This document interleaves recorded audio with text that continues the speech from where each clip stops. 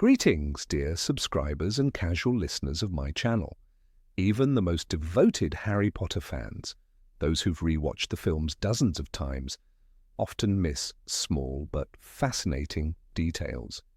Today I want to share a few of those hidden gems.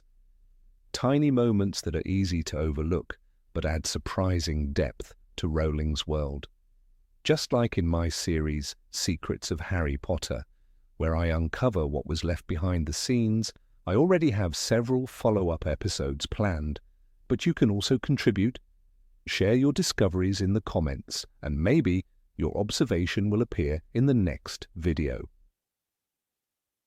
Some of these facts may sound familiar, others completely unexpected, but together they form an incredible mosaic of details that you might never notice on your first watch. So sit back and get comfortable. It's time to dive into the hidden mysteries of Hogwarts. Number 1. Early encounters. Hogwarts professors rarely change, but there's one position where stability is a myth: the defense against the dark arts teacher. No one has lasted longer than a year. However, there's another strange pattern few notice. Harry Potter meets all of his future defense against the dark arts professors before each school year begins. Let's take a closer look. 1. Quirrell. Harry first meets him in the leaky cauldron while accompanying Hagrid. 2. Gilderoy Lockhart dramatically introduces himself in flourish and blots, poses for photos with Harry, and gifts him his full set of books. 3. Remus Lupin. Harry, Ron, and Hermione share a train compartment with the drowsy professor, which proves useful when Dementors attack.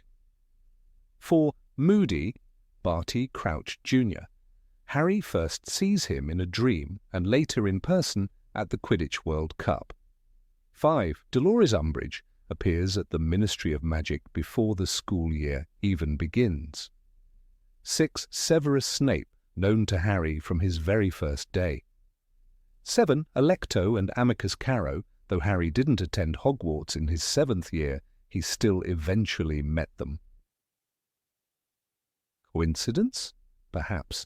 But maybe fate was preparing the chosen one for every trial long before he stepped into class. Number 2. Rewind. The Prisoner of Azkaban is a treasure chest for detail hunters. Everything in it revolves around time. Clocks, reflections, movements, even the layout of the rooms. When Dumbledore hints that Hermione should use the time turner, it launches one of the most unforgettable sequences in the entire series. As Harry and Hermione travel back in time, time itself visibly reverses in the hospital wing, and keen-eyed viewers can spot curious details. For instance, on the bed where Ron will later lie, there's an unidentified student completely wrapped in bandages, almost like a mummy. Who he is and what happened to him remains a mystery. As time rewinds, we see familiar faces in fleeting motion. Snape almost catching sight of the kids, Madame Pomfrey tending to patients, and Filch doing what looks like a late-night inventory check. And in the background, we're once again reminded of the famous ironic line, "Hogwarts is the safest place in the world." Safe indeed, if you ignore monster attacks, cursed objects, collapsing staircases, and attempted murders. Other than that, yes, perfectly safe. Number 3. Careless Malfoy. In the Chamber of Secrets, we first meet Lucius Malfoy, cold, calculating, and dangerous. His appearance at Flourish and Blot seems like a routine visit, yet it secretly triggers the chain of events that nearly resurrect Voldemort. While no one's looking, Lucius slips Tom Riddle's diary into Ginny Weasley's cauldron, hiding it with a magician's grace, taking one book out and returning 2. And he does it right in front of everyone. It's a masterclass in dark aristocratic manipulation. Sleight of hand and no cheating. Only later, with Dobby's help, does Harry uncover who was truly behind the horrors of that school year. Ironically, the whole moment is shown in close-up. yet most viewers miss it completely the first time. Only when you rewatch the scene do you realize the tragedy began right there in a cozy bookshop between stacks of textbooks and quills. Number 4, perfect defense. How dare you stand where he stood? Harry's furious shout before dueling Snape remains etched in memory. But few notice that during his fight with Professor McGonagall, Snape never attacks even once. He only blocks and redirects her spells, always defensively. What's more, he does it with surgical precision. One of McGonagall's reflected spells strikes the Death Eaters Alecto and Amicus Caro, effectively removing 2 of Voldemort's most dangerous followers. Snape couldn't openly reveal his allegiance to Harry. Neither the Order nor the Death Eaters would understand. So he played the only role left to him, the double agent's silent protector. His escape wasn't cowardice, it was a tactical retreat, the only way to keep both Hogwarts and the boy who lived safe. Even in his darkest hour, Snape acted as a man who never stopped protecting those he loved. Number 5, dark magic. And now on a detail most fans overlook until the 6th film. Lavender Brown, the Gryffindor girl, hopelessly in love with Ron Weasley, became one of the series' unexpected emotional catalysts. But did you know her role was played by 3 different actresses? In The Chamber of Secrets, Lavender was played by Kathleen Corley. In The Prisoner of Azkaban, by Jennifer Smith. And in The Half-Blood Prince and Deathly Hallows, by the now familiar Jessie Cave. This casting kaleidoscope has a simple explanation. At first, Lavender was just a background student with no lines. Only later did the filmmakers decide to make her a vivid secondary character, a love-struck, jealous girl who brought romantic tension and humor to the film. So, if you notice a different Lavender face in earlier movies, don't worry, it's the same character, just from a slightly different timeline. Number 6, the curious disappearance. In Harry Potter and the Chamber of Secrets, Hermione Granger spends much of her time worrying about danger, rules, and the proper brewing of potions. But there's one small detail the filmmakers may have worried about less: her hair. During the hospital wing scene, after Hermione is partially transformed by the Polyjuice mishap, a single loose curl falls over her shoulder. In the next shot, it's gone. Then a second later, it reappears as if nothing happened. It's such a tiny inconsistency that most people miss it entirely, but when noticed, it feels almost intentional, like a wink from the magical world itself. The editing glitch fits right in with the chaotic life of Hogwarts, where even a stray hair seems to obey its own spell. Across the films, Hermione's hair quietly tells her story. In The Sorcerer's Stone, it's wild and bushy, just as Rowling described, a symbol of her youth and unshaped brilliance. By the Order of the Phoenix, it's sleek and composed, mirroring her growing confidence and control. "Books and cleverness, there are more important things," she once said. But perhaps she found a charm or two for tidiness along the way. Whether by magic or by movie editing, the vanishing strand in the Chamber of Secrets has become one of those beloved cinematic quirks fans treasure. Proof that even in a perfectly crafted world, a little imperfection makes the magic real. Number 7, the diary that knew everything. In Harry Potter and the Chamber of Secrets, when Harry opens Tom Riddle's diary for the first time, the room is silent except for the scratch of his quill. He writes, "My name is Harry Potter," and the ink sinks into the page, vanishing like water into sand. But if you look closely, the parchment trembles, faintly as though it's breathing. It's not a simple trick of the camera. The filmmakers added that tiny movement to make the diary feel alive, aware, and hungry. The moment Riddle replies, the candles flicker, and the light in the room dims, as if the diary is feeding on the air itself. It's a haunting visual metaphor for the way dark magic works, drawing life from everything around it. When Riddle's words begin to form, his tone is calm, almost kind. "I can show you, Harry, I can show you everything." The voice is gentle, persuasive, yet the light keeps fading. That small change, the shiver of the pages, the dimming glow, tells us more than dialogue ever could. The diary isn't just enchanted, it's a parasite. It feeds on curiosity, fear, and the need to be understood. What begins as a conversation turns into possession. Every flicker of light, every tremor of parchment shows that the object already knows its prey. Number 8. The ghostly error. In Harry Potter and the Sorcerer's Stone, nearly headless, Nick glides through the Great Hall like a shimmer of light. He bows to the new students, his head wobbling dangerously on its half-severed neck. But if you look closely, his transparency isn't constant. In one shot, you can almost see the wall through him. In the next, his robes look solid, his edges sharper. Many assume it's just an early visual effect, a small error from the film's early CGI. Yet according to the production team, it was deliberate. They wanted to give Hogwarts ghosts emotion, to make them part of the living atmosphere of the castle. Nick, played by John Cleese, isn't just a floating spirit. He feels, reacts, even sulks. When Harry first meets him, Nick proudly announces, "I haven't eaten in nearly 400 years." But the moment someone mentions the headless hunt, his expression hardens.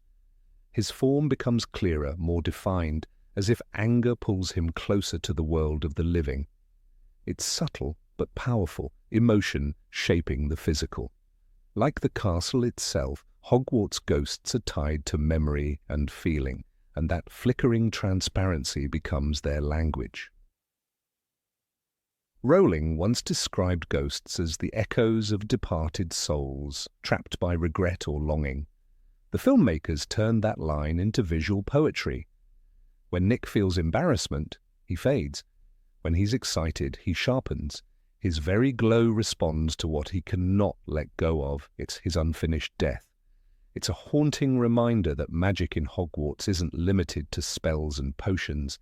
Even the dead have their moods, and the camera quietly reveals them, frame by frame. Number 9. Dumbledore Who Knew Too Much. In Harry Potter and the Chamber of Secrets, Dumbledore's office glows with warm candlelight, filled with strange devices that hum and whisper. When Harry first enters, frightened and confused, Dumbledore's eyes seem to pierce right through him. Behind the headmaster, among piles of scrolls and magical instruments, stands a small silver bowl shaped like a phoenix. Most viewers take it for decoration, but years later it becomes the pensieve, the same bowl Dumbledore uses to explore memories in The Order of the Phoenix. It's a quiet sign that he was already studying something far deeper, perhaps even then searching for the truth about Tom Riddle's secret. If you look closely at the shelf just above that bowl, there's a dark green book bound in leather. Its spine bears a faint gold word, Horcrux. The camera never lingers on it, but it's there, hidden in plain sight. At the time, no one could have known what it meant, but once the Half-Blood Prince revealed the terrible truth, that word took on a chilling weight. Dumbledore had been watching, investigating, waiting. He knew, long before anyone else, that Voldemort had done something unspeakable. He split his soul, Dumbledore later tells Harry, and the more he did it, the less human he became. The presence of that book wasn't coincidence, it was prophecy disguised as set dressing. Throughout the films, Dumbledore's gaze carries that same quiet knowledge. He looks at Harry not with surprise, but with understanding, as if he's already seen the road ahead. In that early office scene, when the Phoenix bursts into flames and is reborn from the ashes, Dumbledore merely smiles. He doesn't panic, he expects it. That moment defines him. He is a man who knows that endings are only beginnings, that every death brings rebirth. The set around him mirrors his mind, filled with clues the world isn't ready to see. Number 10. The magic of numbers. Numbers in the Harry Potter films are never random. From the first scene on Privet Drive, the number 7 follows Harry like a shadow. His small bedroom at number 4 Privet Drive isn't numbered on the door, but the house itself sits on a street where 7 lamps line the sidewalk. A deliberate choice by the set designers. Later, in the Chamber of Secrets, when Harry visits Ollivander's shop, he stands in row number 7, surrounded by towers of wand boxes. Ollivander says softly, "The wand chooses the wizard, Mr. Potter." And in that moment, fate itself seems to align with the most powerful number in wizarding lore. The number 7 repeats everywhere, like a hidden rhythm guiding Harry's story. There are 7 books, 7 years of study, and 7 floors in Hogwarts Castle. Even the Quidditch team, the pride of the school, has 7 players. In the Goblet of Fire, Harry draws dragon number 4, a reminder that he's still in his 4th year, not yet ready for the trials ahead. But the pattern returns in the end, 7 Horcruxes, the broken pieces of Voldemort's soul, scattered across the world. 7 seems to be the most powerfully magical number, Dumbledore explains in The Half-Blood Prince, and that line anchors everything that follows. The filmmakers understood the weight of that symbolism. Look closely at the Deathly Hallows. Part 1. When the Order of the Phoenix flies Harry to safety, there are exactly 7 Harry Potters, each a reflection of sacrifice and protection. Later, during the final battle, the clock in the Great Hall briefly shows the time as 7 minutes to midnight, a moment chosen not by coincidence, but by design. It signals the end of one world and the beginning of another. Every time the number appears, it carries meaning, destiny disguised as detail. 7, in myth and magic, stands for completion, the union of the earthly and the divine. Rowling weaves that belief into her world with precision. Harry's journey begins surrounded by ordinary numbers, the dull normality of Privet Drive, and ends in the perfection of 7. By the time he faces Voldemort for the last time, the pattern is complete. The audience may not count it consciously, but they feel it. The magic of Harry Potter isn't just in spells or wands. It's in the quiet mathematics of fate. Number 11. Sirius's Magical Coffee. In Harry Potter and the Order of the Phoenix, there's a quiet moment that most viewers miss. Sirius Black sits in the dim kitchen of number 12 Grimmauld Place. The fire crackles weakly, throwing long shadows across his tired face. He holds a mug in both hands, the steam curling into the air like a ghost. At first glance, it's just another prop. Simple, unimportant. But if you look closely, there's a small black dog printed on the side, running in circles. It's a subtle nod from the filmmakers, a quiet acknowledgement of who Sirius truly is, the animagus known as Padfoot. This tiny image says more than words could. Sirius has spent years trapped between worlds, man and beast, friend and fugitive. The circling dog on his mug mirrors that endless loop. He can't move forward, can't go back. He's free but still imprisoned, hiding in a house full of memories and ghosts. "I did my waiting, 12 years of it, in Azkaban," he once shouted, and that fury still echoes inside him. The mug becomes his silent companion, a small piece of irony in a world that won't let him escape what he is. Later in the same film, the mug appears again, this time in Harry's hands. After a difficult talk with his godfather, Harry sits at the same table, lost in thought.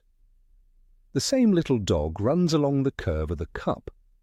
It's easy to miss, but the symbolism is striking. The connection between them isn't just emotional, it's visual, tangible.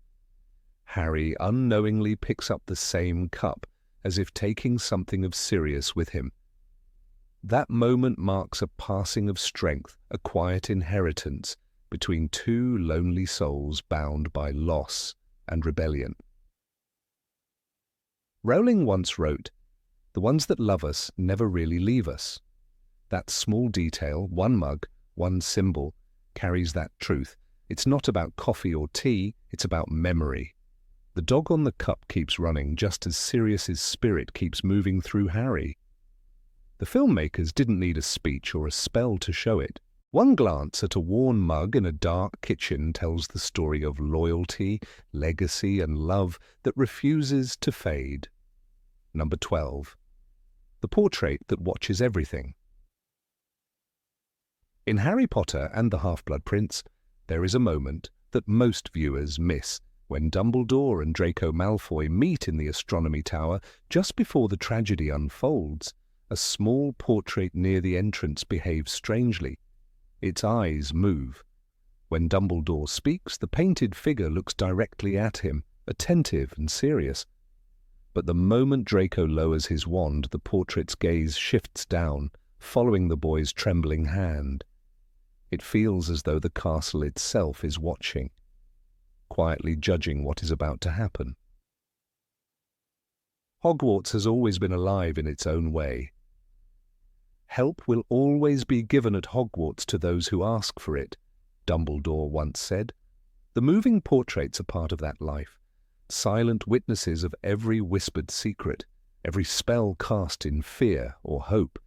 In this scene, the shifting eyes of the painting become more than an eerie detail. They echo Dumbledore's calm awareness and Draco's growing panic. The tower feels heavy, filled with invisible attention. Set designers later confirmed that the portrait was animated deliberately. They wanted to remind the audience that Hogwarts is a place where nothing remains unseen. The portraits are not decoration. They are memory. Each brushstroke holds echoes of the past. When Draco points his wand at Dumbledore, it is as if the whole school itself is holding its breath through the eyes of the painted guardians who have seen too much. That detail gives the scene a quiet power. While everyone remembers the flash of green light and Snape's arrival, few recall that the first witness was not human at all. A painted face turning its eyes from a boy who could not kill to a man who would. Hogwarts is alive in that moment, watching, remembering, and never forgetting what its walls have seen. Number 13. The unexpected name on the board. When the camera pans across the interior of the Weasleys' tent in Harry Potter and the Goblet of Fire, most viewers are too busy admiring the magical space, a canvas structure that looks tiny from the outside but expands into a cozy, cluttered home within, to notice the smaller details. Pans hang crookedly from hooks, patchwork rugs cover the dirt floor, and enchanted lanterns sway with warm light. Yet among this domestic chaos, one corner holds a secret that almost no one caught upon first viewing.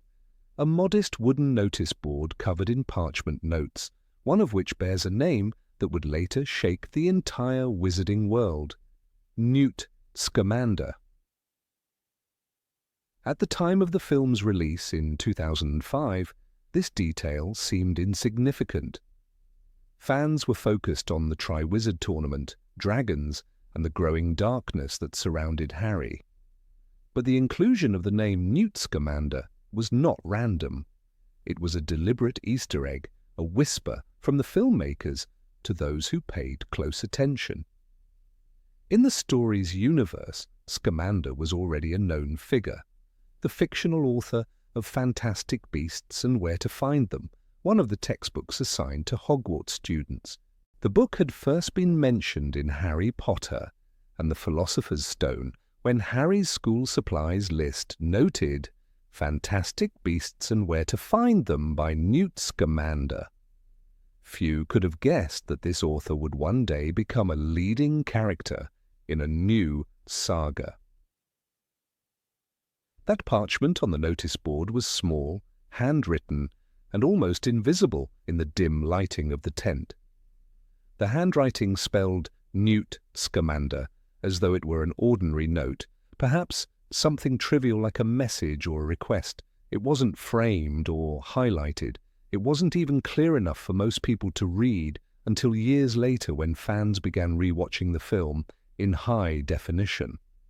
Only then did they pause the scene and realize what they were looking at. A quiet piece of foreshadowing that had existed for over a decade, hiding in plain sight. This single name carried the weight of future storytelling. Long before Eddie Redmayne would bring Newt to life in Fantastic Beasts and Where to Find Them, 2016, the character had been nothing more than a myth inside the wizarding world. Readers knew him as a naturalist, the author of a textbook, a man who had catalogued magical creatures so thoroughly that his work became essential to Hogwarts education.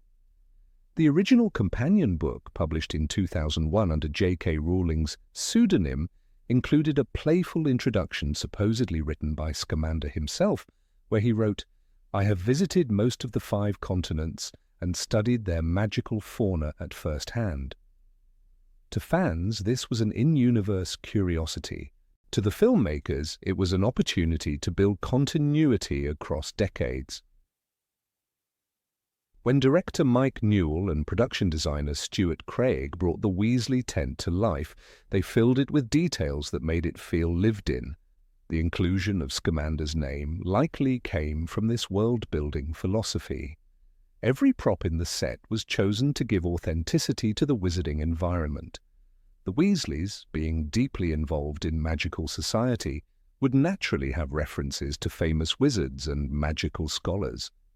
Perhaps the note on the board was a humorous nod, as if someone had written to Scamander about borrowing a book or discussing a rare creature sighting. The prop makers probably never imagined that this background note would become the seed for an entire film series. For over 10 years, that Easter egg went unnoticed by the majority of fans. It wasn't until the announcement of the Fantastic Beasts film franchise that people began scrutinizing old scenes. Someone, somewhere, paused that moment in Goblet of Fire, took a screenshot, and shared it online.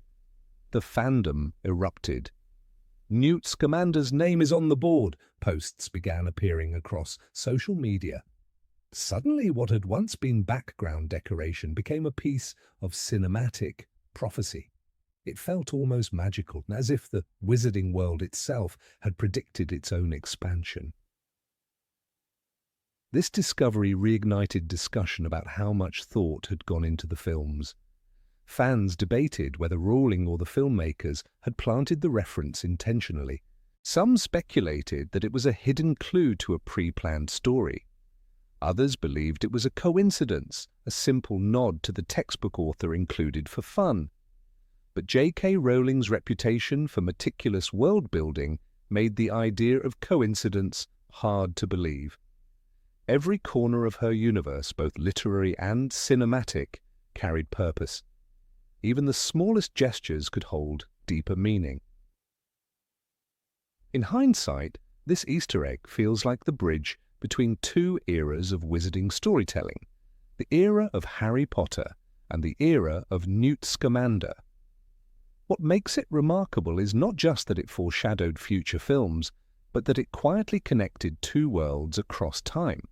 Scamander's story takes place 70 years before Harry's. In Fantastic Beasts, we are transported to 1920s New York, decades before the boy who lived was even born.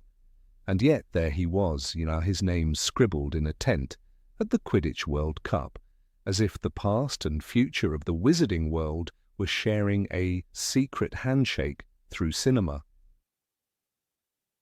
The name on the board also reminds us how interconnected the Harry Potter universe has always been.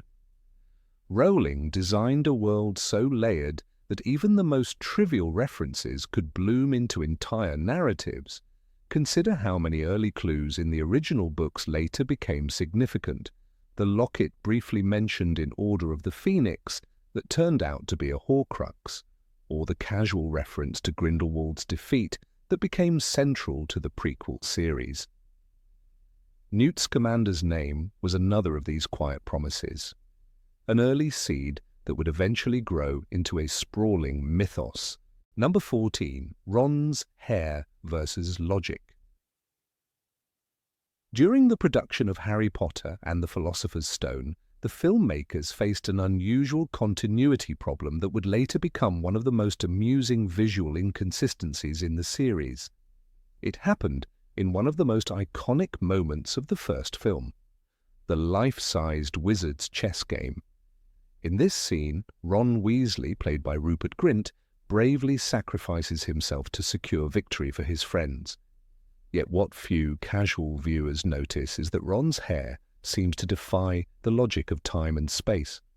Between one shot and the next, it appears to change shape entirely, messy and untamed in one frame, neat and trimmed in the next. The difference is so striking that fans who rewatched the film years later couldn't help but joke that Ron had secretly visited a wizard barber during the match. The explanation, of course, lies in the film's shooting schedule. The chess sequence was filmed over several weeks, with scenes shot out of order due to the complexity of the set and the use of practical effects. The lighting, camera angles, and prosthetics of the stone chess pieces made reshoots particularly challenging. Rupert Grint was still a young actor at the time, and the production took breaks between shoots. During that time, his naturally thick red hair was trimmed slightly for comfort, a small change that the continuity department overlooked. What seemed like a minor detail ended up immortalized in one of the franchise's most memorable moments. Still, what makes this mistake so enduring isn't the error itself, but the way fans turned it into a symbol of Ron's chaotic energy. Some fans, noticing the inconsistency, began crafting humorous explanations that fit perfectly into the magical world. On fan forums and Reddit discussions, one popular theory emerged: Ron's hair reacts to danger. The moment the chess pieces come to life, towering and ready to strike, his hair seemingly rises in fear, a magical reflection of his emotional state. As soon as the tension eases, it settles again, shorter and smoother, as though calmed by victory. The theory quickly became a fan favorite, especially because Ron, throughout the series, is known for his expressive and often unguarded reactions to fear and excitement. It wasn't long before Rupert Grint himself caught wind of this detail. In an interview years later, he laughed when a fan mentioned it, saying, "If I really had that kind of magic, I'd use it before every photo shoot." His reaction only fueled the joke further, and fans began creating memes of hair-changing Ron, with screenshots comparing his before and after looks. Some even edited fake Daily Prophet headlines reading, "Weasley's hair magic, Hogwarts student reveals hidden power." What might have been a small production oversight became one of those beloved quirks that deepen fans' affection for the films.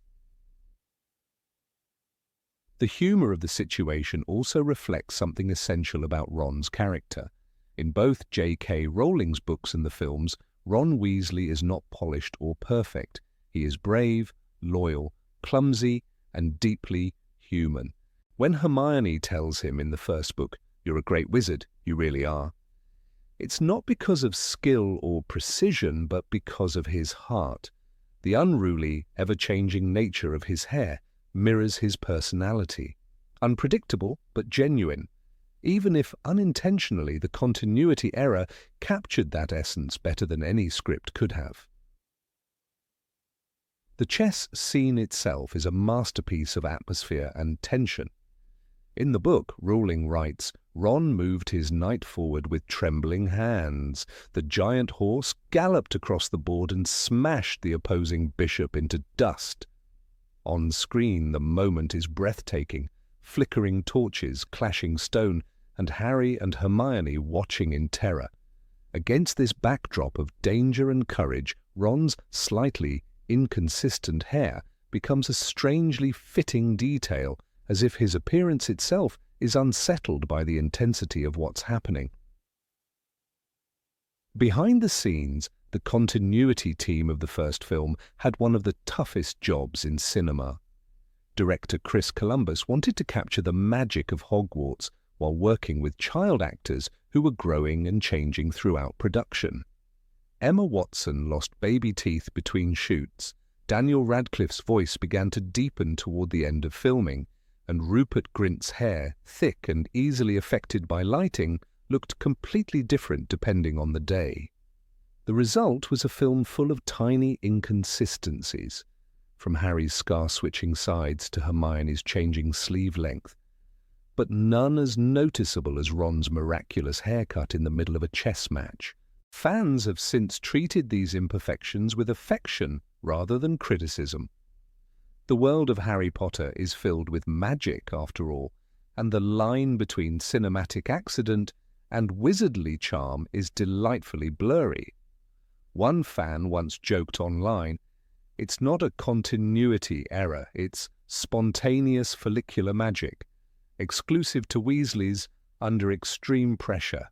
Another added, "Makes sense, his whole family's hair seems to have a life of its own." The joke resonated because the Weasleys are often portrayed as animated and full of warmth, with their fiery red hair acting almost like a family crest.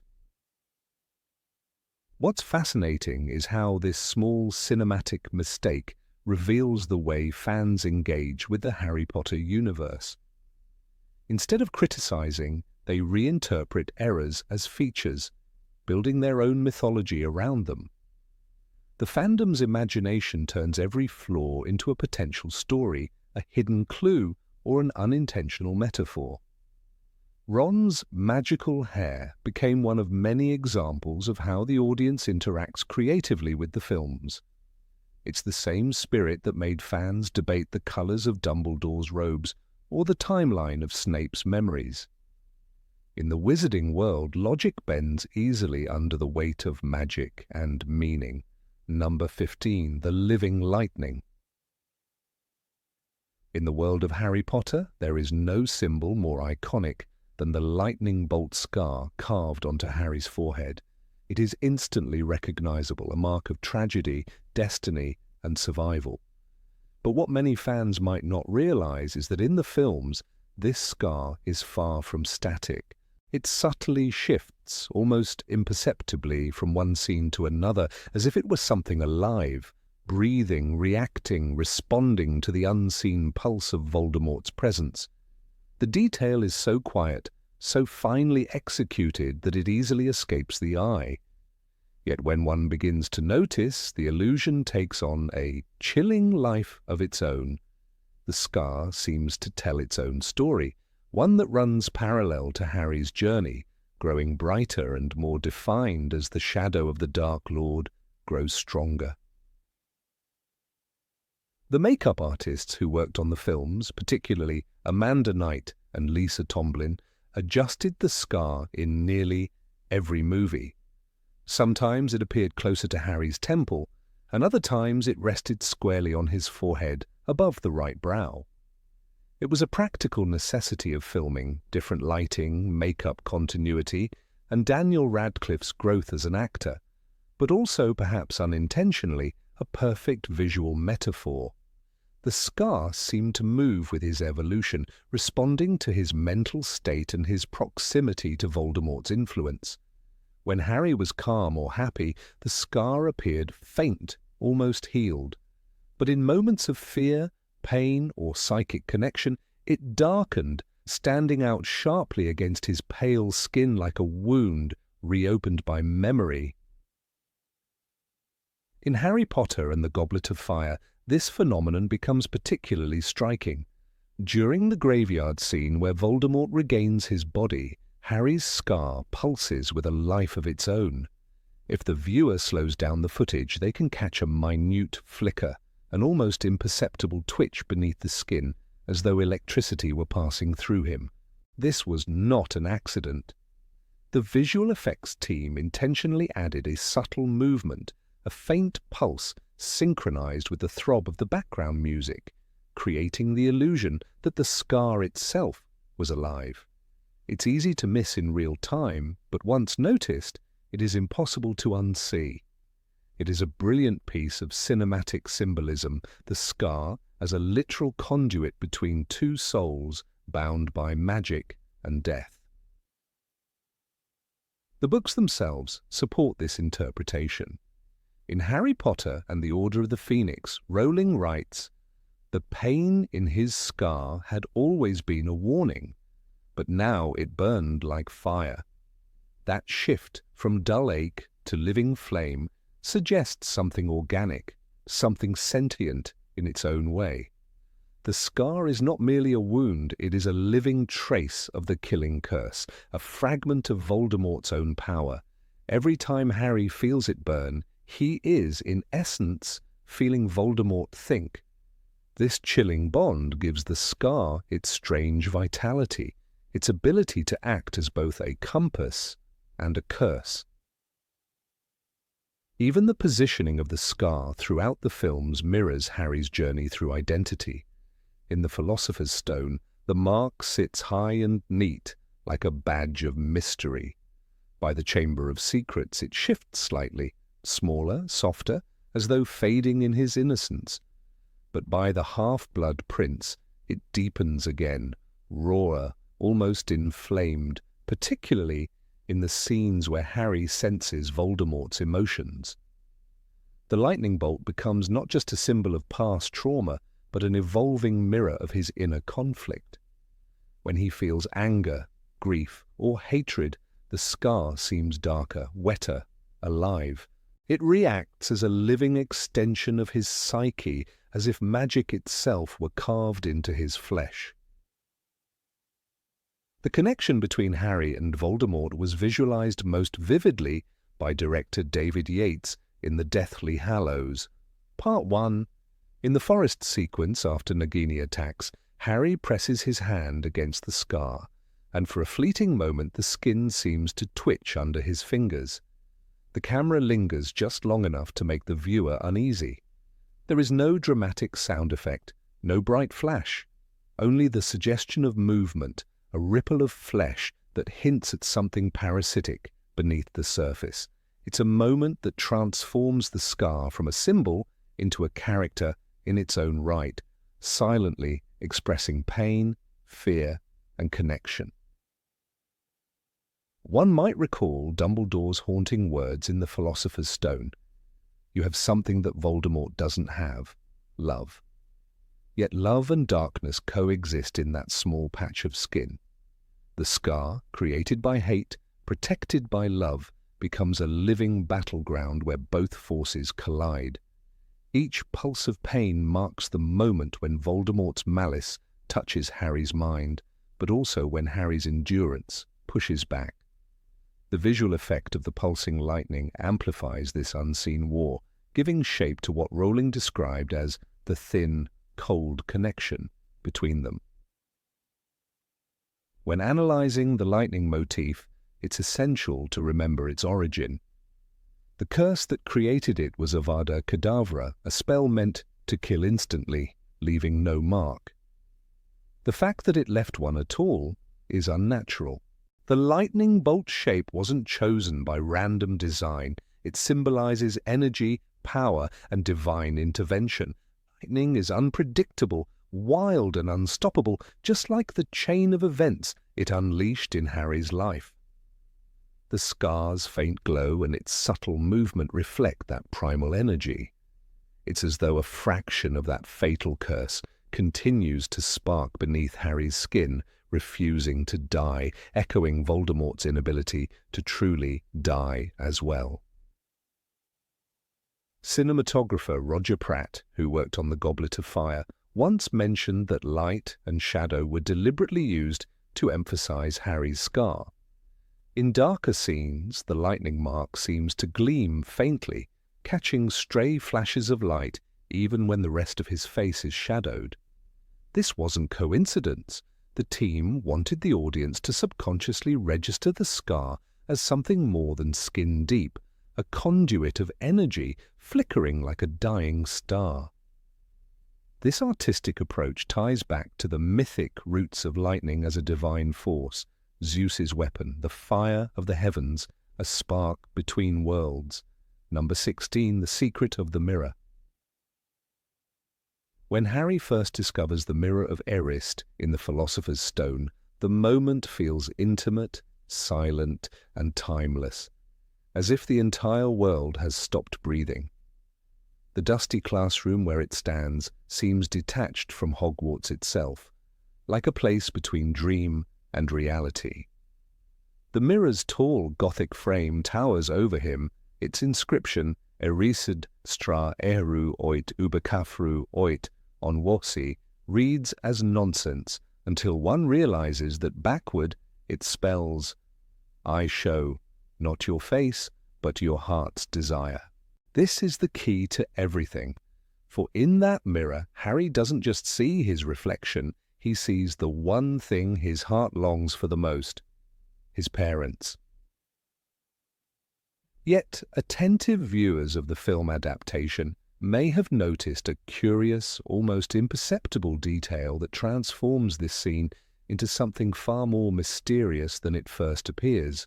In the movie, when Harry stands before the mirror for the first time, the atmosphere shifts, the light dims, and the air becomes thick, shimmering with something sacred. As his reflection reveals his parents standing beside him, their faces glowing softly, a nearly invisible gesture takes place. Lily Potter, her features gentle and kind, gives a faint, almost imperceptible nod. It's so subtle that most viewers might miss it, just a delicate movement of her head, as if acknowledging someone unseen. Then in the very next shot, James Potter's eyes move away from Harry's reflection, looking not directly at his son, but slightly to the right, toward the shadows. For a fleeting second, it seems as if both Lily and James are aware of someone else in the room. This brief moment sparked countless theories among fans who, over the years, have rewatched the scene frame by frame. One of the most compelling interpretations suggests that Lily and James within the reflection are not simply figments of Harry's imagination. They seem to recognize a presence behind him, perhaps Albus Dumbledore himself, who later reveals that he too once stood before the mirror. In the book, Dumbledore confesses to Harry, it shows us nothing more or less than the deepest, most desperate desire of our hearts.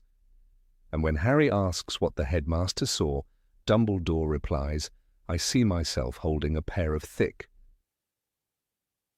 woolen socks. The answer, of course, is a deflection, an act of kindness, hiding his own pain. The subtle nods and glances in the film, however, hint that the connection between Harry, his parents, and Dumbledore runs deeper than words. Dumbledore's presence in this scene isn't physical, it's emotional and symbolic. He is the quiet guardian who has watched over Harry since infancy, the one who carried him from the ruins of Godric's Hollow, the one who left him on the Dursleys' doorstep with a letter. The mirror's enchantment, therefore, may reach beyond mere reflection. It might sense Harry's unspoken yearning for parental love and Dumbledore's silent vow to protect him. When Lily's reflection nods and James's eyes turn away, it feels like a recognition of that promise, as if they see through the veil of death and magic the man who has become their son's unseen protector. The filmmakers, especially director Chris Columbus, were known for embedding quiet emotional symbols within their scenes. In this case, the movement of Lily's head and James's shifting gaze serve as cinematic whispers, invisible to those who don't look closely. They create a thread of continuity between the living and the dead, between past and present. The mirror then becomes not only a magical artifact, but a bridge, fragile, illusory, yet filled with meaning. Harry's encounter with it is not simply a child meeting the ghosts of his parents. It's the first time he feels love returned, even if through an illusion. There is another layer to this interpretation when one recalls what Dumbledore tells Harry later in the book. Men have wasted away before it, not knowing if what they have seen is real or even possible. The Mirror of Erised is both a gift and a curse. It reveals truth wrapped in deception. The scene with Lily's nod and James's diverted eyes could thus represent the mirror's dual nature. It shows Harry what he needs to see, but also something beyond his comprehension. For while Harry believes he's looking only at his parents, the audience glimpses that the mirror might be revealing more, perhaps even foreshadowing his destiny to be surrounded by those who love him, even after death. Harry's reflection, standing amid his family, is filled with longing and confusion. He presses his hand against the cold glass, and for an instant he believes he can touch them. It's here that the mirror's power feels alive, not static, but responsive. The reflections seem to breathe. When Lily nods, it's not merely a gesture of affection. It feels like understanding, as though she acknowledges both Harry and the unseen figure watching over him. James's sideward glance completes this feeling of awareness, suggesting that they recognize Dumbledore's invisible presence as a guardian force. Thematically, this small cinematic detail resonates with the moral core of the series, that love, in its purest form, transcends death. Lily's sacrifice for her son created the magical protection that saved his life. Dumbledore's care continued that protection through guidance and watchfulness. The moment in the mirror fuses both acts into a single, wordless exchange. The parents, reflected through the magic of desire, appear to see the man who has taken their place in Harry's world. It's as if the mirror itself acknowledges the continuity of love, passed from one generation to another. Fans have often debated whether such gestures were intentional. Was Lily's nod an actor's choice, a simple coincidence during filming, or a deliberate direction meant to communicate hidden meaning? Chris Columbus, known for his emotionally charged storytelling, often emphasized family, belonging, and subtle symbolism. In The Philosopher's Stone, he surrounded Harry's loneliness with quiet visual cues: the empty swing in the playground, the cupboard under the stairs, the warm candlelight of Hogwarts compared to the cold tones of Privet Drive. The Mirror of Erised scene fits perfectly into this emotional language. The nods and glances become extensions of Harry's longing, translating feeling into motion. When Dumbledore later finds Harry in front of the mirror, the exchange between them adds even more weight to that silent gesture. It does not do to dwell on dreams and forget to live, he warns. But perhaps Dumbledore himself had once stood where Harry stood, unable to look away. The faint movements in the reflection may therefore symbolize Dumbledore's own sorrow, the echo of his lost family, his sister Ariana, and the guilt that never left him. If so, the mirror doesn't just show Harry his heart's desire, it mirrors Dumbledore's too. Lily's nod could thus be read as compassion, not only toward her son, but toward the man burdened by the past who carries the responsibility of protecting the boy she died for. This interpretation grows even more poignant when one recalls Dumbledore's final words about the mirror in the Deathly Hallows. Speaking from beyond the grave, through the resurrection stone, he tells Harry, "Do not pity the dead, Harry. Pity the living, and above all, those who live without love." The Mirror of Erised scene, viewed through this lens, transforms into a meditation on love's endurance. the subtle gestures within the reflection hint that even in the shadow of death, love remains perceptive, aware, and enduring. The mirror doesn't merely show desire, it reveals connection. Every rewatch of that scene reinforces the strange stillness that follows Lily's nod. Harry's reflection smiles faintly, unaware of the deeper meaning behind the moment. For the audience, however, it lingers like a secret. The camera slowly pans to his wide eyes, brimming with tears, and behind him the room remains dark and empty. Yet in that darkness lies the suggestion of something more. The invisible watcher, Dumbledore, perhaps standing in the shadows, bearing witness. The parents' subtle gestures then feel like a silent acknowledgement of his unseen presence. It's as though, in that instant, the three worlds, the living, the dead, and the magical, briefly touch. For those who have studied the scene closely, another small but haunting detail emerges: the sound design. Just before Lily's faint nod, a soft, almost imperceptible chime can be heard. Not part of the score, but like a distant bell. It's the same tone used later in the film, when Dumbledore enters a room.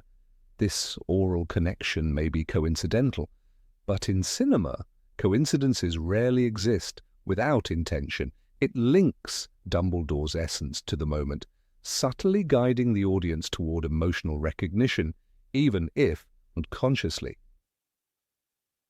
Symbolically, the mirror scene encapsulates Harry's entire emotional journey. The boy who lost everything finds not only the image of his parents, but also the feeling that he is not truly alone. The mirror becomes the first step toward understanding that love never dies, that those who care for him are connected in ways beyond sight. The tiny nod, the wandering eyes, the invisible watcher, all combine to foreshadow what the series will later reveal, that the dead never truly leave Harry. They walk beside him, whispering courage when he falters, and stand behind him when he faces darkness.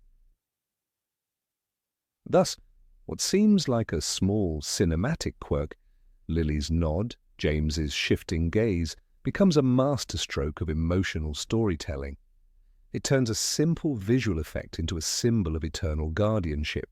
The Mirror of Erised in that brief scene ceases to be an artifact of fantasy and becomes something profoundly human, a reflection of longing, memory, and the invisible bonds that hold people together across life and death. What we see in the glass is not illusion but recognition, a silent conversation between love that was, love that is, and love that endures. Number 17, Snape's shadow twin. In the dim corridors of Hogwarts, where torches flicker and shadows stretch along the stone walls, one scene in Harry Potter and the Half-Blood Prince hides a secret that most viewers miss. It lasts only a second, so brief that it seems accidental. Severus Snape walking through a corridor before meeting Narcissa Malfoy.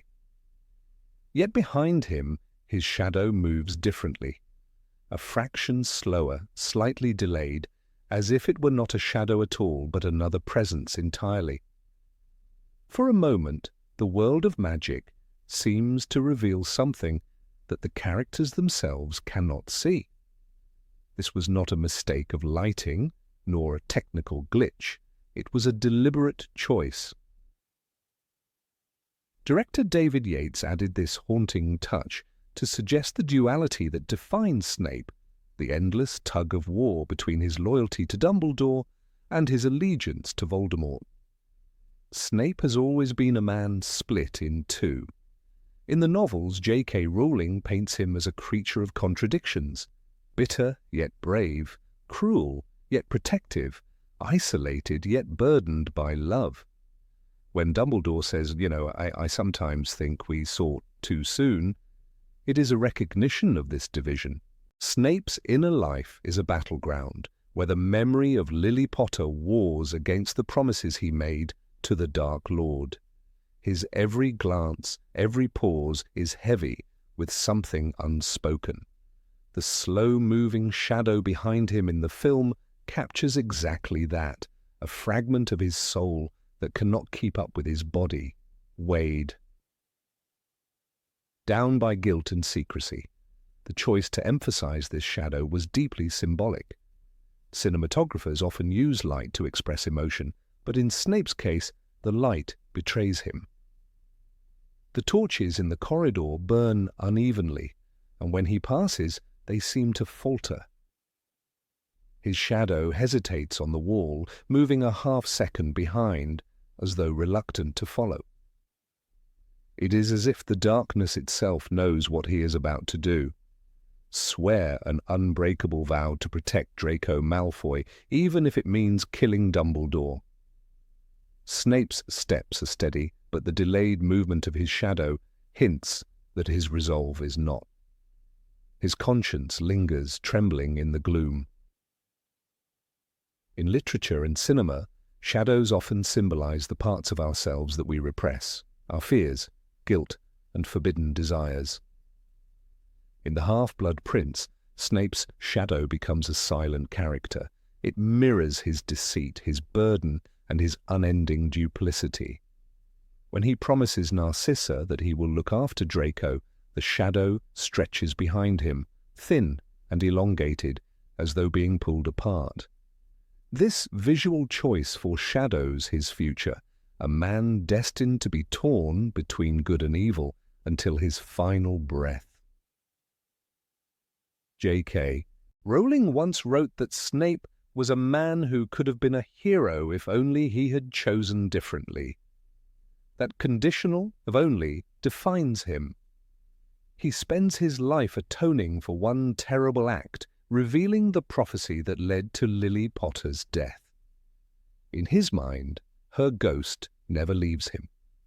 The shadow in the corridor may well be her. The darkness that follows him, a reminder that love and guilt can coexist within the same heart. Every time he looks into Harry's eyes, which are so much like Lily's, he sees the living consequence of his sin. In the book, Dumbledore tells Harry, "Do not pity the dead, Harry. Pity the living, and above all, those who live without love." Few lines capture Snape more perfectly.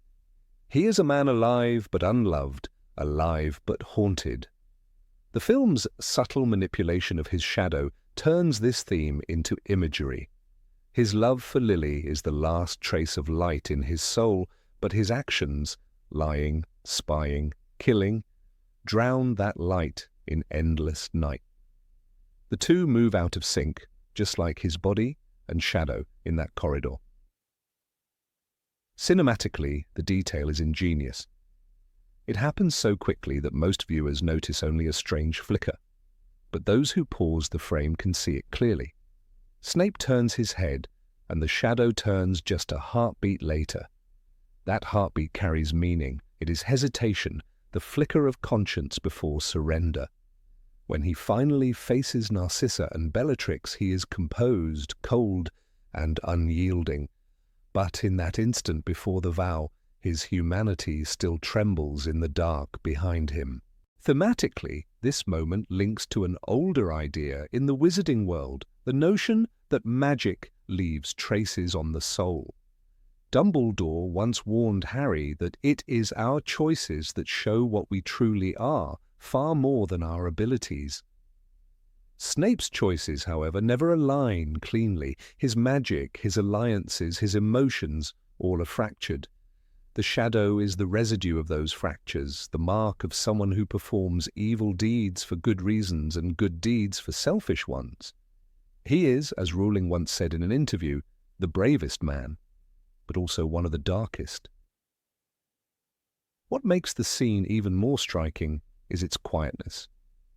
There is no music, no dramatic cue to draw attention. Snape simply walks. Yet within that silence, the symbolism speaks volumes. The Hogwarts corridors, usually filled with chatter and mischief, become a confessional, a place where even shadows whisper truths. The stone walls echo faintly with the ghosts of the past, and for a fleeting second, Snape's double, the part of him that still grieves, that still remembers Lily, steps out from behind him. Film analysts have long debated whether the living shadow was intentional or simply a coincidence of lighting. But the production notes suggest otherwise. David Yates, who directed The Half-Blood Prince, often used visual metaphors to reflect emotional complexity. In the scene where Harry watches Ginny tie his shoelace, for instance, he focuses on small gestures instead of dialogue. The same approach defines Snape's corridor moment, meaning conveyed through motion, not words. The subtle delay of the shadow was designed to unsettle the subconscious viewer, to make them feel Snape's divided self without realizing why. This effect also foreshadows his final moments in the Deathly Hallows.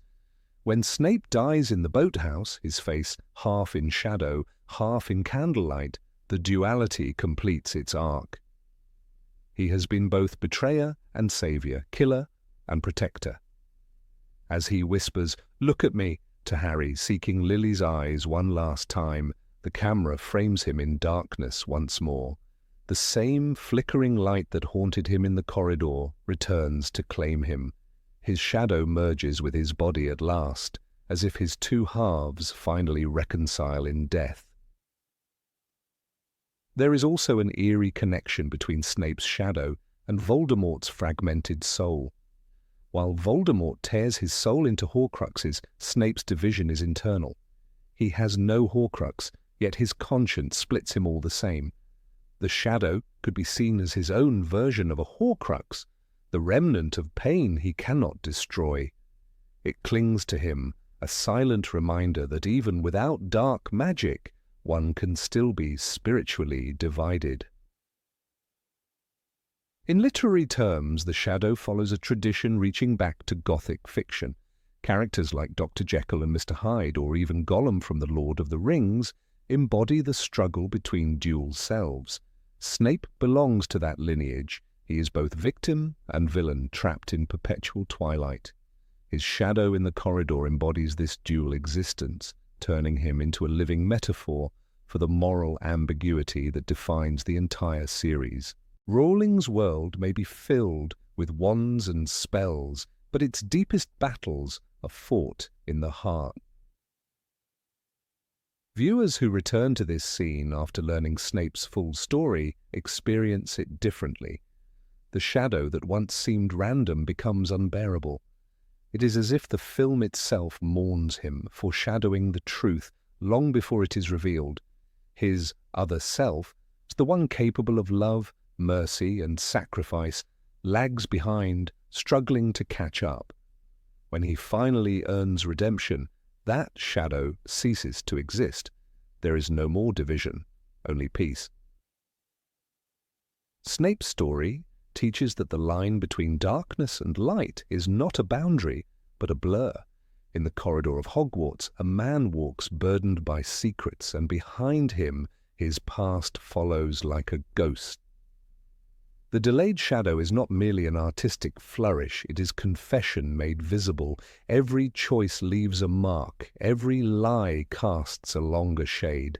And in that flickering moment before his vow, Severus Snape's soul reveals itself, torn, trembling, and terribly human.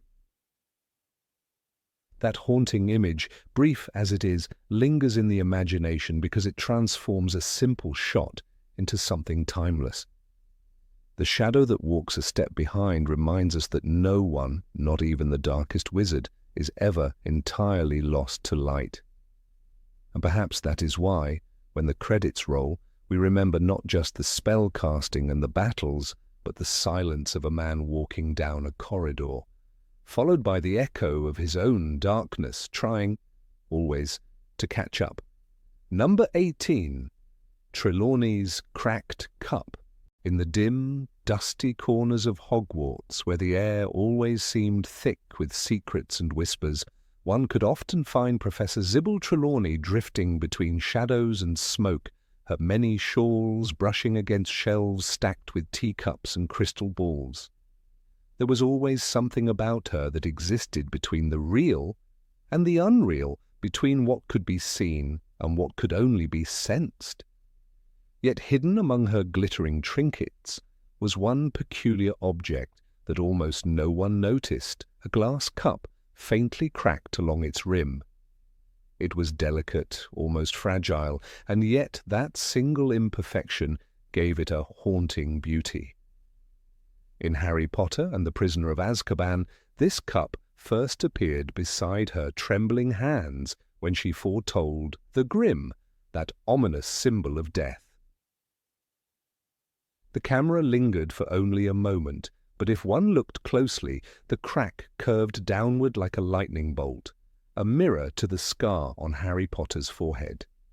It was a prop most viewers never gave a second thought to, a minor detail in a room filled with oddities, but the design was deliberate. The filmmakers, known for their meticulous attention to symbolism, made that cracked cup a silent echo of the story's core, the fragility of prophecy, destiny, and the invisible thread connecting Harry and Voldemort.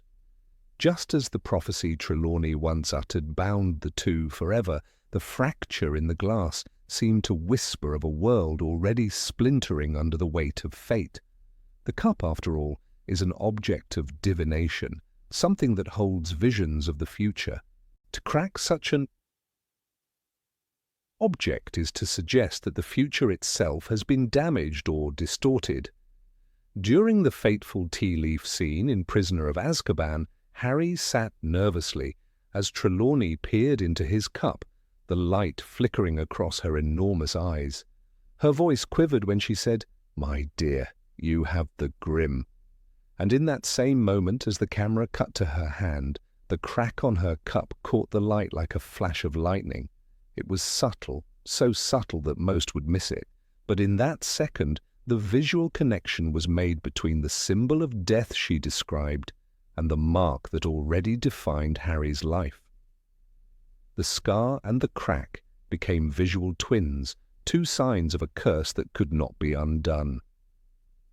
Both were the result of Voldemort's power, one on Harry's skin, the other on a fragile vessel meant to foresee the future. As the series progressed, that same cup quietly returned. In The Order of the Phoenix, when Trelawney was expelled by Dolores Umbridge, she clutched that cracked cup to her chest while sobbing as if it were the last fragment of her dignity.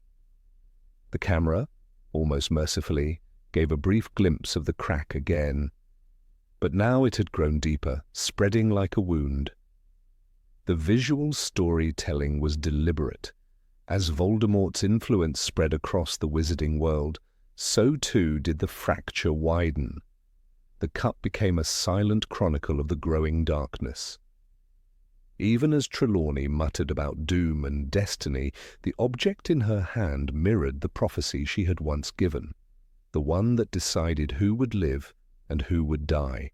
Trelawney's cracked cup was not merely a piece of set decoration, it was an unspoken reflection of her own mind.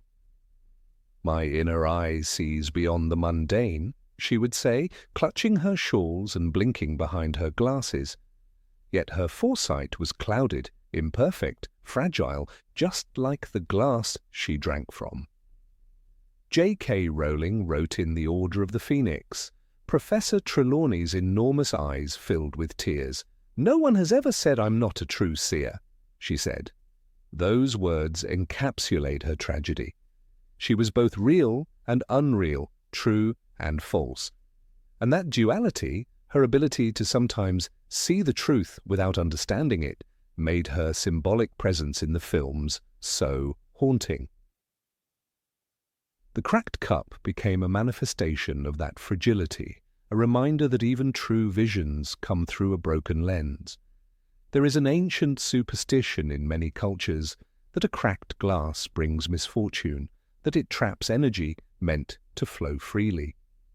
The symbolism fits Trelawney perfectly. Her predictions often came in bursts, half-truths, riddles, moments of uncontrolled power. When she made the first prophecy about the one with the power to vanquish the Dark Lord, it escaped her lips, not through intention, but through trance. That same tension between control and chaos lives within the crack on her cup. Each time she held it, one could imagine that a small part of her knew, perhaps subconsciously, that she was carrying a reflection of the very future she had set in motion. It is easy to overlook details in films filled with magic and movement, but the Harry Potter movies were built on such layers. The production designers often embedded hidden meanings into props, whether it was the number 7 etched into Dumbledore's instruments or the phoenix feather motif repeating in the background of his office. In Trelawney's case, the cup was her mirror. Just as she misread Harry's teacup and saw death, she was unknowingly staring at a prophecy about life and rebirth. The lightning crack symbolizing not just death, but also survival. Harry's scar, after all, was not merely a mark of pain, it was the mark of endurance. The cracked cup, then, could be read as a sign of something broken that still holds power. As the series darkened, so too did Trelawney's appearances. By the Half-Blood Prince, her presence had faded into the background, her words treated as noise by students and staff alike. Yet when she reappeared clutching that same old cup, the fracture now spread like a spiderweb across the glass. The visual message was clear. The closer Voldemort came to power, the weaker the boundaries between prophecy and reality became. The world was cracking and no one could stop it. Even the divination tower high above Hogwarts began to feel like a place out of time, filled with ghosts of predictions already fulfilled. What makes this detail extraordinary is how it deepens our understanding of Trelawney's subconscious awareness. She might have been dismissed as a fraud by McGonagall or mocked by students, yet she always sensed something others did not. The Dark Lord will rise again, greater and more terrible than ever before, she had once uttered in a trance that chilled Dumbledore himself. It was not intellect, but intuition that guided her. The crack in her cup was the visual embodiment of that intuition, a flaw that made her vision truer because it came from imperfection. Just as a broken mirror reveals new reflections, the damaged glass revealed truths hidden beneath layers of disbelief. Even the shape of the crack, lightning, holds dual meaning. Lightning is a natural symbol of revelation, a flash that pierces the dark. In mythology, it belongs to gods, bringing both destruction and enlightenment. In Harry's world, it became a sign of curse and survival. To give Trelawney's cup that same scar was to suggest a deeper link, that she too carried within her a spark of the same prophecy that defined Harry's fate. When she stared into her tea leaves, she was not merely reading the future of others, she was glimpsing the very thread of destiny that connected them all. In filmmaking, these details are rarely accidental. Eduardo Serra, the cinematographer for The Order of the Phoenix, once mentioned in interviews how light and reflection were central themes for that film. Every reflective surface, mirrors, glass, orbs, symbolized the tension between what is seen and what is hidden. Trelawney's cup fit this philosophy perfectly. When light struck the crack, it cast a faint, lightning-shaped reflection on the table, as though the mark itself was alive. It was a cinematic whisper to the viewer, an invitation to notice how prophecy and reality collide. As the story reached its end, the cracked cup's growing fracture paralleled another symbolic object, the Elder Wand. Both represented immense but unstable power capable of revealing or destroying. When Voldemort finally fell, the wand broke, releasing the magic trapped within. Likewise, Trelawney's cup was last seen shattered in the wreckage of Hogwarts' final battle. A fleeting moment, perhaps unnoticed, yet poetically fitting. The object that once carried visions of doom finally broke completely, its purpose fulfilled. The future, once fractured, was now rewritten. There is beauty in the fact that such a small, quiet prop could tell a parallel story without words. It speaks to the magic of cinema itself, the ability to weave meaning through texture, light, and form. The cracked glass was Trelawney's hidden prophecy to the audience, a visual spell cast across the years. It reminded us that destiny, like glass, is both fragile and unyielding. Once cracked, it can never be whole again, but it can still shine. The lightning-shaped fracture, shimmering through the fog of her tower, became an echo of everything Harry Potter stood for. Survival, through brokenness, truth through imperfection, and light that still finds a way through the cracks. In the end, perhaps Trelawney always knew. Perhaps that trembling hand clutching the cup wasn't just a nervous habit, but an instinct, a subconscious need to hold on to the thing that mirrored her own truth. "The truth is a beautiful and terrible thing," Dumbledore once said, "and should therefore be treated with great caution." That cup, fragile and flawed, was a quiet testament to that idea. It carried the reflection of a scar, a prophecy, and a destiny intertwined. And though few noticed it, those who did found in it a haunting symbol of the story's deepest truth, that even broken things can see the future clearly, if only for a moment, before the light fades. Number 19, the Weasley Clock. In the Weasley family home, known affectionately as the Burrow, there stands a most curious magical object, an enormous grandfather clock unlike any other in the wizarding world. Its hands do not mark hours or minutes. Instead, they bear the faces of each Weasley family member, moving not according to the flow of time, but according to their circumstances. One might find a hand pointing to home, another to travelling, or, in the most dreadful case, to mortal peril. It is a clock that measures safety rather than time, emotion rather than schedule. This peculiar device appears only briefly in the Harry Potter films, but those few seconds carry a depth of meaning that many may have missed. In Harry Potter and the Chamber of Secrets, the Burrow is introduced as a place of warmth and chaos, a home stitched together by love and enchantment rather than precision or wealth. Amidst the flying pans and self-knitting sweaters, the camera lingers for a fleeting moment on the Weasley clock. It's easy to overlook it. The scene moves quickly, filled with laughter and commotion, but the clock is already ticking in its own way, silently recording the pulse of family bonds. Fans who later re-watched the films noticed something peculiar when this object returned years later in Harry Potter and the Deathly Hallows, Part 1. The clock, dusty and old, still stood in the kitchen, and the hands were still turning, though what they revealed was far from ordinary. When Harry, Ron and Hermione set off on their perilous quest to destroy the Horcruxes, the world around them is collapsing. Voldemort's forces are everywhere, and even the safety of home is a memory.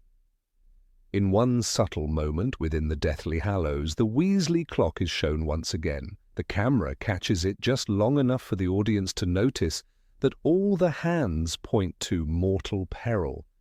Yet, for the briefest instant, Ron's hand seems to tremble, flickering between safe and danger. It is a detail so minor that most viewers never registered it, but those who did found it haunting. At that point in the story, Ron Weasley is with Harry and Hermione, travelling together in relative safety, hidden by protective spells deep in the countryside. There is no immediate threat. And yet, as some observant fans later noticed, the clock reacts as if sensing something unseen. When Ron begins to grow frustrated, worn down by hunger, fear, and the influence of the locket Horcrux, his emotions spiral. The tension between him and Harry builds slowly but visibly. Before the explosive argument that drives Ron away, the film gives a quiet visual clue. The Weasley clock quivers, Ron's hand jerking slightly as though it were responding to an invisible danger that has not yet arrived. In the Deathly Hallows book, J.K. Rowling never directly describes this particular scene. However, she had earlier revealed the nature of the Weasley clock in Harry Potter and the Half-Blood Prince. It has 9 hands, each inscribed with the name of one of the Weasleys, and they never tell the time. The clock's face is divided into sectors that include home, travelling, lost, hospital, prison, and mortal peril. This description already suggests that the object's magic is tied to something far deeper than physical location. Mortal peril does not mean that one is necessarily fighting Death Eaters. It could mean heartbreak, betrayal, or despair. Many fans have since speculated that the Weasley clock's magic is not limited to external danger, but instead reflects emotional or spiritual dissonance within the family. This theory gained weight when audiences noticed how the clock seemed to predict Ron's departure. Some have proposed that the clock's enchantment is ancient, perhaps bound by a kind of protective magic unique to the Weasleys' lineage. Arthur and Molly Weasley, both deeply affectionate and loyal parents, might have inherited the clock from generations past, a relic designed not to warn against monsters, but to guard the soul of the family itself. One interpretation that often circulates among fans is that the clock is linked to maternal intuition. Molly Weasley is known for her extraordinary emotional awareness. She senses when her children are in trouble, even when they are far away. In The Goblet of Fire, she says to Harry, "The clock's hands have all been pointing to mortal peril ever since you-know-who came back." This statement indicates that the clock can perceive danger on a global, almost prophetic scale. It doesn't respond to physical threats in real time, but rather to the emotional undercurrents that ripple through the family's collective heart. If Molly feels anxious for her children, the clock feels it too. Returning to the film version of the Deathly Hallows, Ron's trembling hand might therefore represent more than a mistake in prop movement or animation. It could signify the moment when Ron's bond with Harry and Hermione begins to fracture. Even though he is safe in body, his heart is in turmoil. The clock, attuned to such disturbances, warns of peril, not of life and death, but of love and friendship strained to the breaking point. Later, when Ron storms off and leaves his friends, the symbolism becomes painfully clear. The family magic has sensed the wound before it bleeds. In a broader symbolic sense, the Weasley clock functions as a metaphor for the story's greatest theme, connection. In a world where danger lurks everywhere, the one constant source of strength is family. The clock is not merely a magical convenience, it is the embodiment of care and worry, of the invisible strings that bind people to one another. When the war darkens and the Weasleys are scattered, Bill and Fleur at Shell Cottage, Percy estranged, Fred and George running their joke shop, the clock remains as the only silent witness to their shared fate. It cannot stop the hands from moving, but it can show that no one truly disappears from the heart of the family. There is a certain sadness in the fact that the Weasley clock appears so briefly in the films. Its presence in the Chamber of Secrets feels light-hearted, a domestic quirk amid the chaos. By the Deathly Hallows, it becomes an omen of loss and uncertainty. The transition mirrors the series itself, a journey from innocent magic to the heavy realization that even enchantments cannot shield us from grief. The clock has watched the children grow, leave, fight, and suffer. It knows the rhythm of their hearts better than any timepiece could know the rhythm of time. In literary terms, the clock also represents one of Rowling's most profound motifs, that love is a kind of magic, stronger than any spell. The device is not enchanted by a charm from a wand, but by the essence of family love, the same kind of protection that saved Harry from Voldemort's curse as a baby. In that sense, the Weasley clock is the domestic echo of Lily Potter's sacrifice, an everyday relic that measures not hours, but affection. When Ron's hand moves to danger, it is love itself that trembles. There's an intriguing layer to consider as well, the possibility that the clock possesses foresight, a trace of divination magic. Wizards often distrust prophecy, yet artifacts sometimes carry echoes of the future. The flickering of Ron's hand could be seen as a premonition of his inner conflict, much like how the pensieve can hold fragments of memory beyond conscious awareness. Perhaps the Weasley clock senses not only where its family is, but where their hearts are heading. If this theory holds, the clock is one of the most quietly powerful magical objects in the series. It defies logic and the usual rules of enchantment. No one ever explains who created it or how it determines what mortal peril means. Unlike other magical items like the Marauder's Map or the Deluminator, it has no direct role in the plot. Its power lies in what it symbolizes. It doesn't interfere, doesn't guide or warn, it merely reflects. It is a mirror of love, concern, and the inevitability of danger in a family that stands against evil. After Fred Weasley's death, one can imagine how those hands must have shifted forever. Perhaps his name remains frozen at mortal peril. Or perhaps the magic, sensing the truth of his passing, allowed his hand to fade. Rowling never describes it, but the thought of Molly Weasley looking at that clock after the Battle of Hogwarts carries a quiet heartbreak. Every hand returning to home except one. The object that once offered reassurance would then become a reminder of loss. In the end, what makes the Weasley clock so haunting is its silence. It does not tick, does not chime, and yet it beats with the life of a family who have faced more danger than most. The films may give it only a passing glance, but for those who notice, it is one of the most profound symbols of the entire saga. It watches, it knows, and perhaps, just for a moment, it feels. And when Ron's hand trembles between safe and danger, it's not warning of Death Eaters or dark spells. It's whispering of something far more human, the fragile balance between love and fear, between staying and leaving, between the comfort of home and the peril of the heart. Number 20, the voice no one heard. In Harry Potter and the Chamber of Secrets, there is a sound that most viewers barely notice, a whisper so faint that it slips past the ear like a trick of the imagination.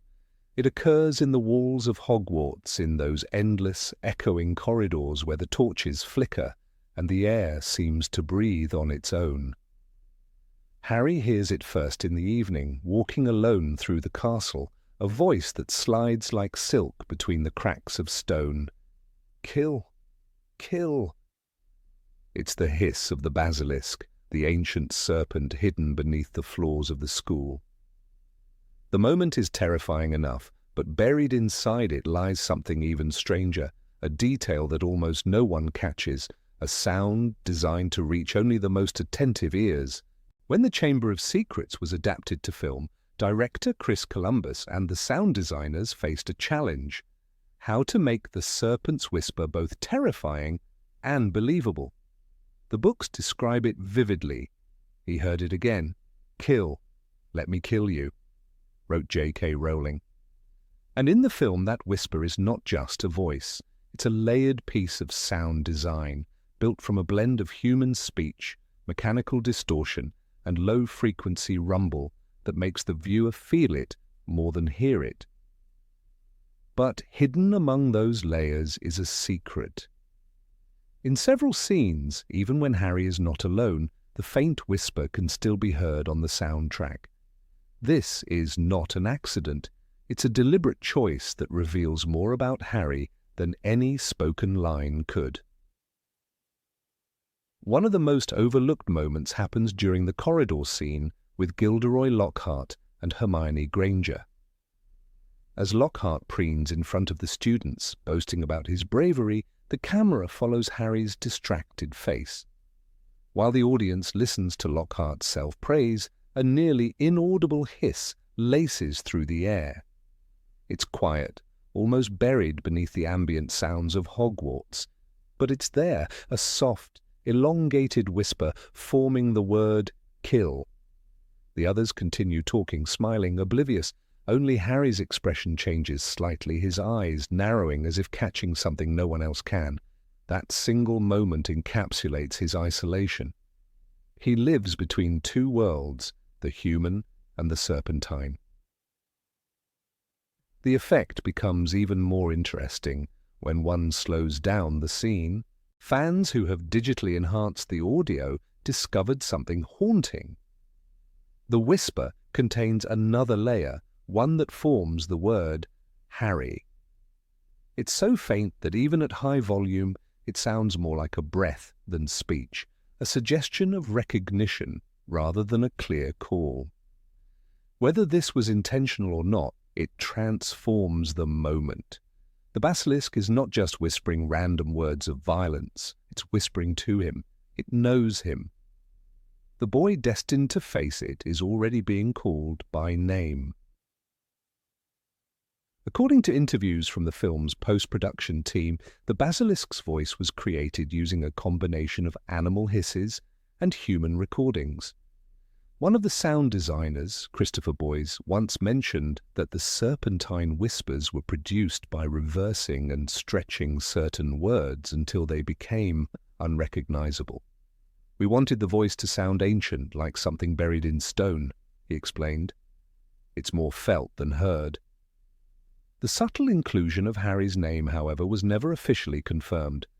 That absence of confirmation only deepened the mystery and made fans wonder whether this was a hidden Easter egg or an unconscious echo placed there by fate or by artistry.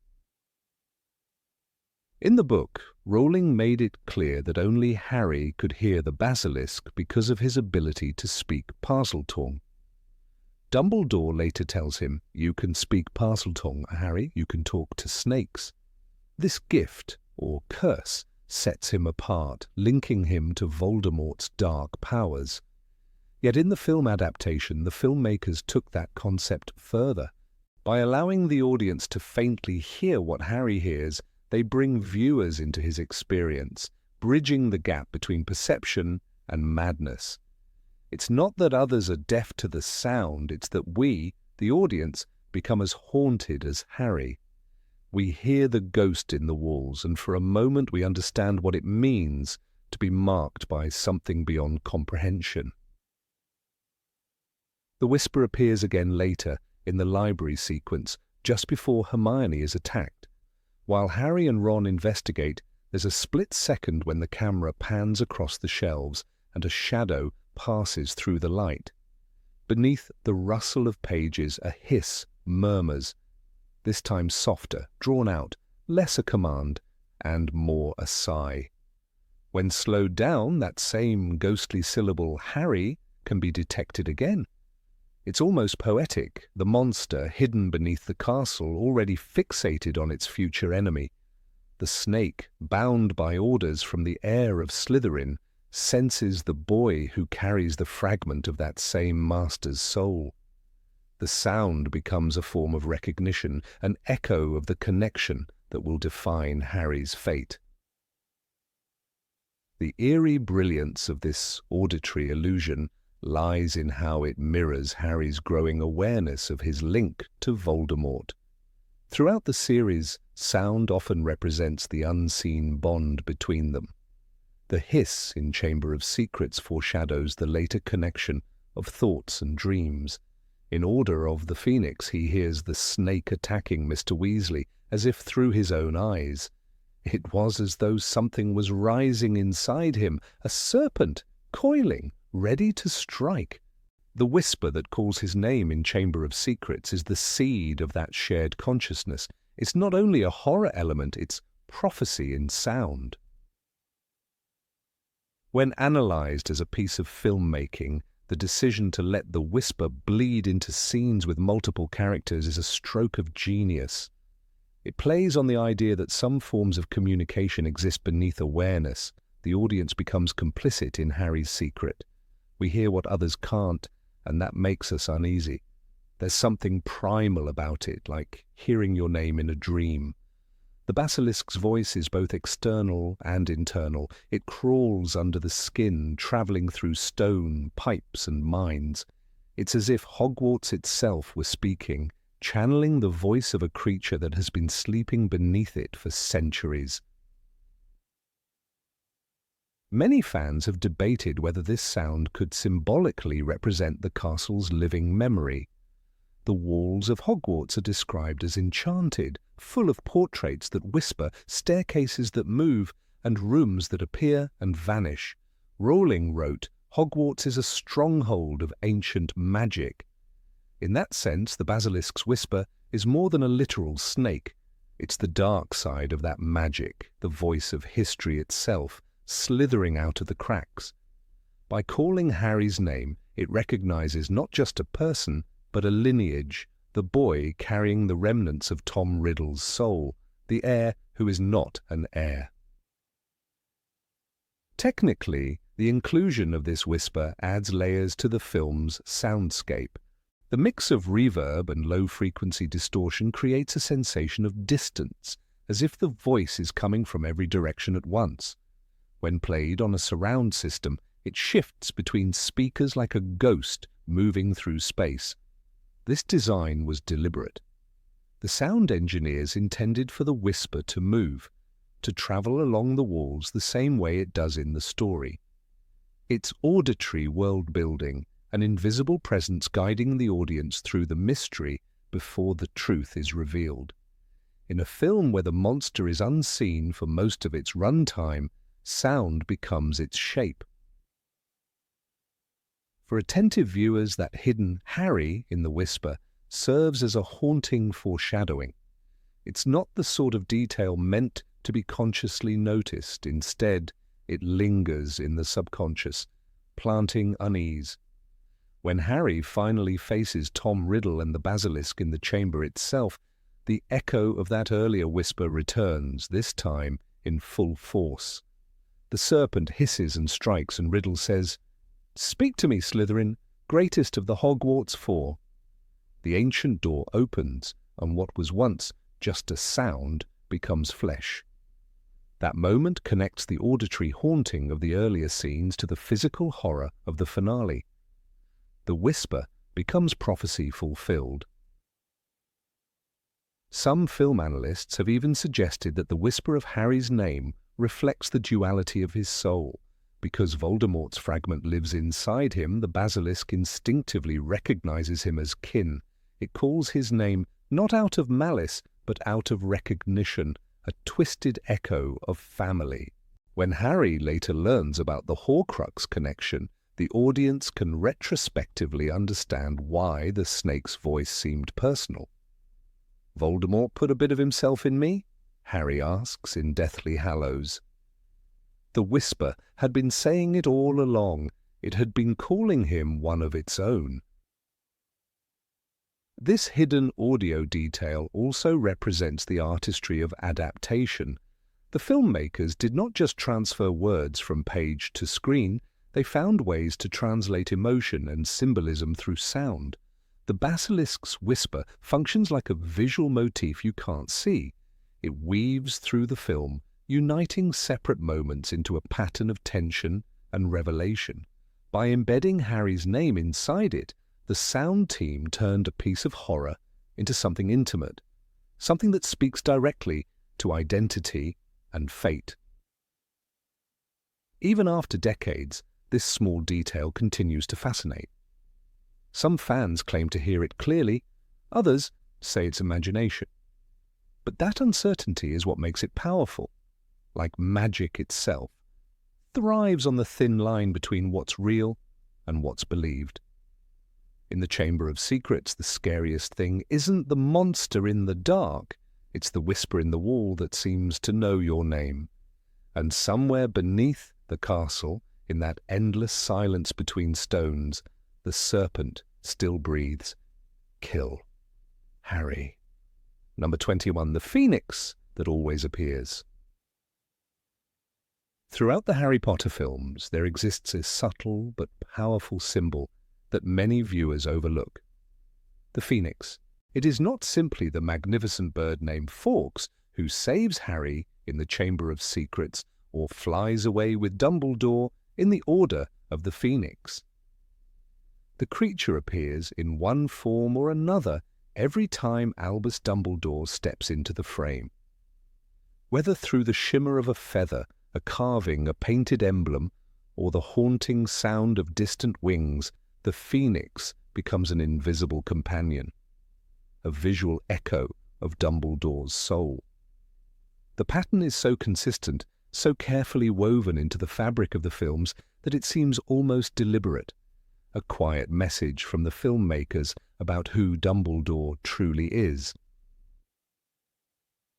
In the Chamber of Secrets, the symbolism is most explicit. When Harry faces the basilisk deep beneath Hogwarts, it is Fawkes who descends from the heavens, blinding the serpent and saving Harry's life. The bird's tears heal Harry's mortal wound, and from that moment forward, the connection between the Phoenix and Dumbledore becomes inseparable. Yet even before this act of salvation, the creature's essence lingers in subtler ways. The core of Harry's wand, as revealed by Ollivander, contains a feather from Fawkes himself. The wand chooses the wizard, Ollivander tells him, and the twin feather rests inside Voldemort's wand. Thus, even before the Phoenix physically appears, its spirit is already binding together the destinies of good and evil, Dumbledore's light and Voldemort's darkness, through two young wizards. In The Prisoner of Azkaban, Fawkes never lands on screen, yet the Phoenix's shadow persists. When Dumbledore speaks of the innocence of youth and the cruelty of time, a faint, fiery emblem can be seen in the candlelight reflected on the golden drapery behind him. The filmmakers often chose warm, flickering colours around Dumbledore's presence, reds, golds, and ambers, as though his aura itself carried the glow of rebirth. Every moment he enters a room, something luminous ignites. It is as if the phoenix burns unseen in the air, a whisper of eternal renewal. By the Goblet of Fire, the visual motif becomes deliberate. During the tense meeting between Dumbledore, Harry, and the Ministry officials after Voldemort's return, a grand tapestry hangs behind the headmaster's desk. Upon closer look, it depicts a blazing bird with wings outstretched, its feathers curling into flame. The shot is brief, and most viewers miss it, but the image adds a layer of quiet reassurance. Dumbledore, though shaken by the Ministry's denial and the chaos to come, remains the embodiment of resilience. Like a phoenix surrounded by ashes, he is preparing to rise again through the turmoil. The filmmakers could have decorated his office with anything, scrolls, artifacts, or books. Yet the phoenix endures as the silent guardian of his character. The bird's meaning deepens in The Order of the Phoenix. When Dumbledore is forced to flee Hogwarts after being falsely accused by the Ministry, Fawkes soars above him in a burst of crimson light. The two vanish together, leaving only sparks behind. This is not merely an escape. It is a visual metaphor for transcendence. Dumbledore does not run away. He transforms. In that instant he embodies the essence of the phoenix itself, disappearing in fire only to be reborn later, stronger and wiser. It mirrors what Dumbledore says to Harry in the book. "You think the dead we loved ever truly leave us?" His words echo the eternal return of the phoenix, the creature that dies only to live again. Even in the Half-Blood Prince the motif continues, but now it is tinged with melancholy. As Dumbledore weakens, his surroundings fill with reminders of his approaching end. A golden statue of a phoenix stands beside his desk, its wings frozen mid-flight, as though waiting for its master to take his final leap. The camera often lingers on this figure during Dumbledore's most private moments, when he confides in Harry about Horcruxes or stares silently into the fire. The bird, once alive and radiant, now becomes a still object, a prelude to the rebirth that will follow his death atop the astronomy tower. The visual language foreshadows his fall and the transcendence that lies beyond it.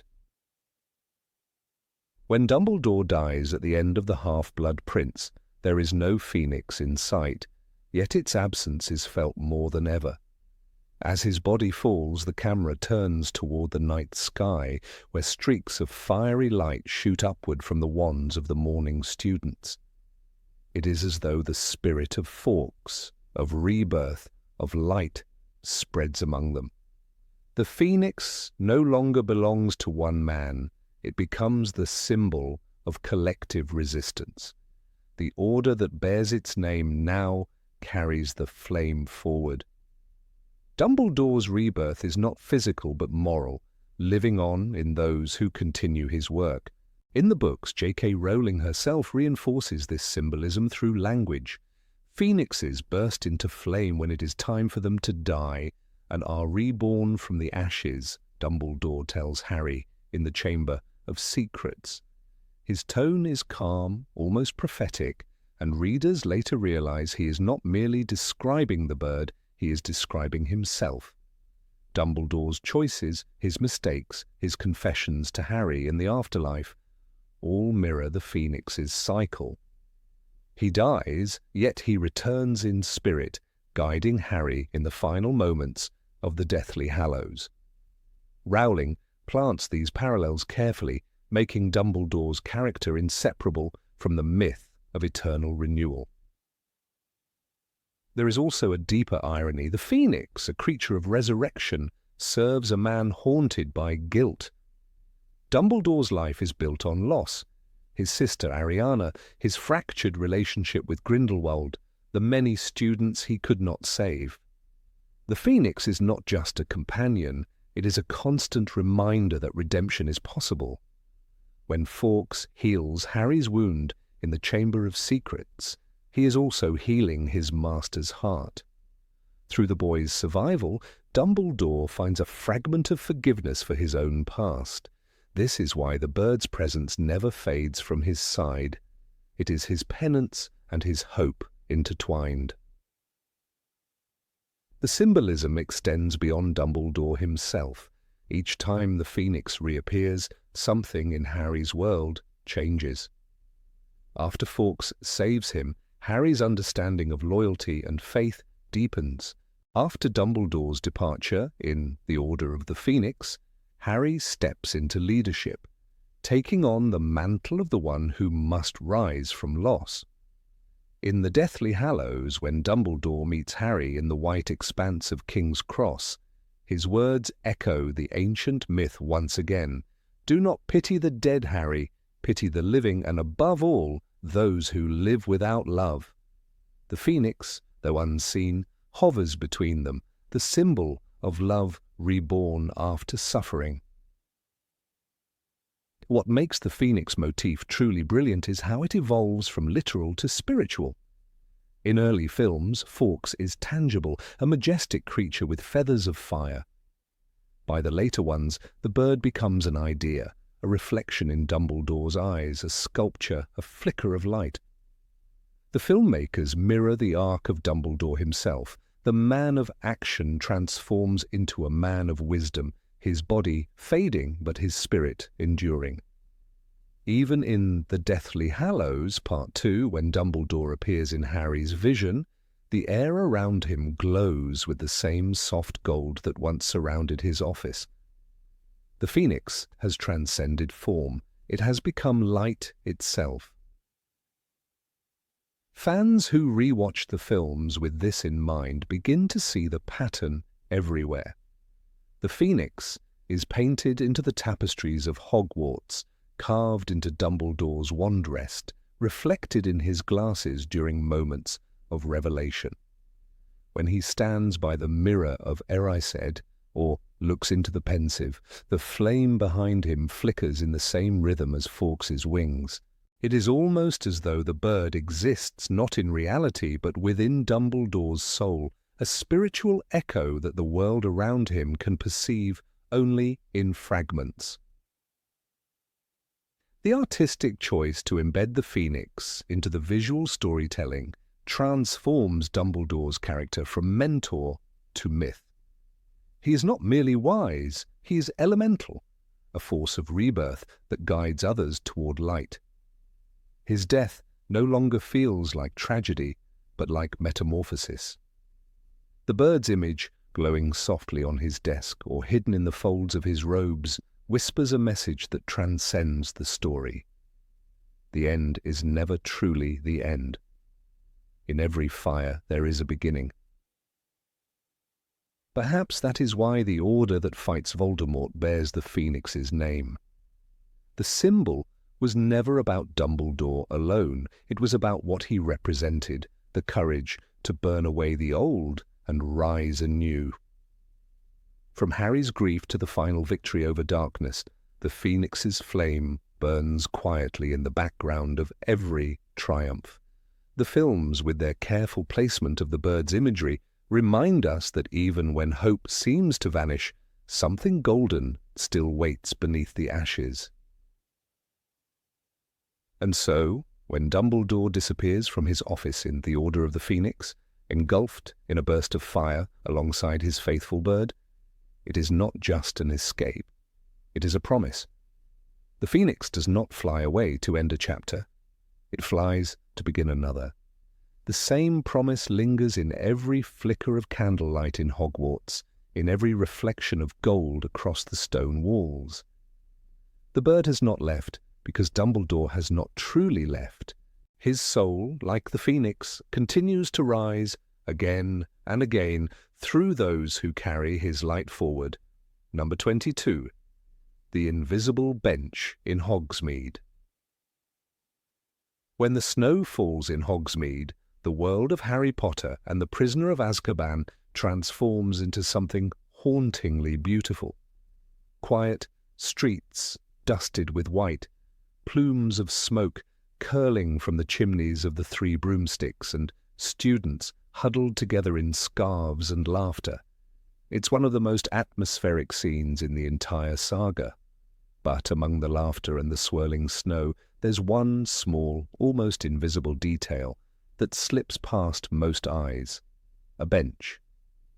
An ordinary wooden bench covered in snow, standing quietly near Honeydukes, the famous sweet shop. On first glance it seems empty, yet when you look closer you notice something impossible. The snow right in front of it is slightly compressed, as though someone had been sitting there all along. This small, silent visual whisper is one of those choices that show why Alfonso Cuarón's direction changed the tone of the entire series. He layered the film with details that made Hogwarts and its world feel truly alive, filled with unseen presences and forgotten whispers. When Cuarón later mentioned that he had intentionally left that bench marked by invisible weight, fans began to speculate wildly. Some thought it might have been a continuity error, perhaps a leftover from a cutscene. But then Cuarón revealed that the effect was deliberate, a deliberate trace of an unseen watcher, as he put it, meant to remind the audience that Hogwarts is never truly empty, and that eyes, or whether spectral or human, are always watching. The location of this mysterious bench makes it even more fascinating. Honeydukes, the heart of Hogsmeade's sugary temptations, is where the trio often visits to escape from the burdens of school and war. It's a symbol of youth and joy, a brief taste of freedom. But in Prisoner of Azkaban, that innocence is constantly shadowed by danger. Sirius Black has escaped from Azkaban. Dementors patrol the borders. The walls between the seen and unseen worlds are thin. So the image of a phantom presence on that bench carries emotional weight. It suggests that even in moments of laughter, something cold and watchful lingers nearby, much like the film itself, where joy and fear constantly coexist. The visual storytelling of Cuarón was far more psychological than in the earlier films. Every shadow and every piece of scenery held a purpose. The invisible bench near Honeydukes is not just an Easter egg, it's a statement about perception. Cuarón once said that he wanted the viewer to feel that Hogwarts had its own memory. The invisible imprint on the snow becomes a literal manifestation of that idea. It's as if the world remembers those who came before, the ghosts, the legends, even the students who have passed by. In a universe filled with magic, where portraits move and staircases shift, even a snow-covered bench can hold a secret. There's another layer that deepens the meaning.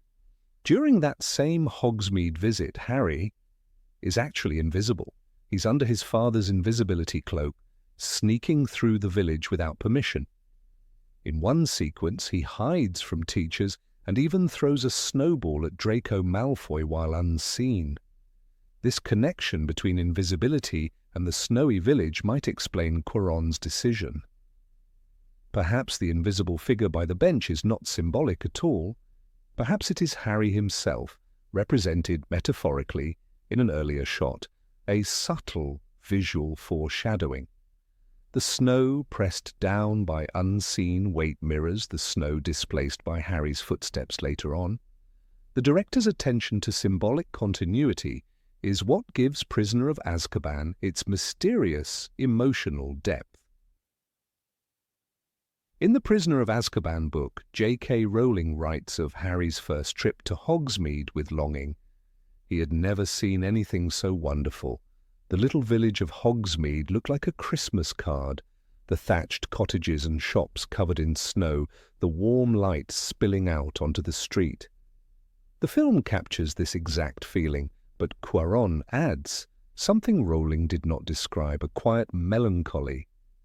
The ghostly bench transforms the village from a postcard of warmth into a place where the boundary between worlds feels thinner. The footprints in the snow remind us that the magical world is layered with histories we cannot see and presences we can only sense. There's also something deeply poetic about the placement of that invisible figure near Honeydukes. The shop itself represents indulgence, innocence, and childhood pleasures. But the unseen sitter is motionless, cold, and silent. The juxtaposition feels intentional, the joy of youth next to the stillness of loss. Cuarón had a gift for visual metaphors, and this one fits perfectly into the theme of The Prisoner of Azkaban, where Harry begins to sense that growing up means understanding the invisible forces, both emotional and magical, that shape the world. The unseen bench becomes a visual poem about what we no longer see when we grow older. Cuarón's fascination with ghosts and presence runs throughout his work. In Prisoner of Azkaban, he used shadows, mirrors, and weather as emotional tools. The Whomping Willow changes with the seasons, the fog seems almost alive, and reflections often reveal what the eye cannot. That is why the phantom bench feels consistent with his style, a small echo of a bigger theme. The director wanted to make the wizarding world less about spectacle and more about mood, about what is felt rather than what is shown. When he spoke about this detail in interviews, he described it as a trace of the unseen world, the world that observes us. Some fans believe that the invisible figure might represent the spirit of James Potter. In a film where Harry begins to learn more about his father, first through the Marauder's map, then through his Patronus, the idea of a hidden paternal presence feels almost too fitting. Imagine the symbolism. Harry walking the snowy streets, unaware that his father's unseen spirit watches over him, leaving only the faintest mark on the snow. It's the kind of romantic, unspoken image that defines Quaron's storytelling, a memory encoded into the landscape. In Rowling's novel, ghosts are often tied to emotion rather than horror. Nearly Headless Nick tells Harry that ghosts are the imprint of a departed soul left behind. The invisible bench could therefore be interpreted as a non-literal ghost, a sign of memory, of history, of presence.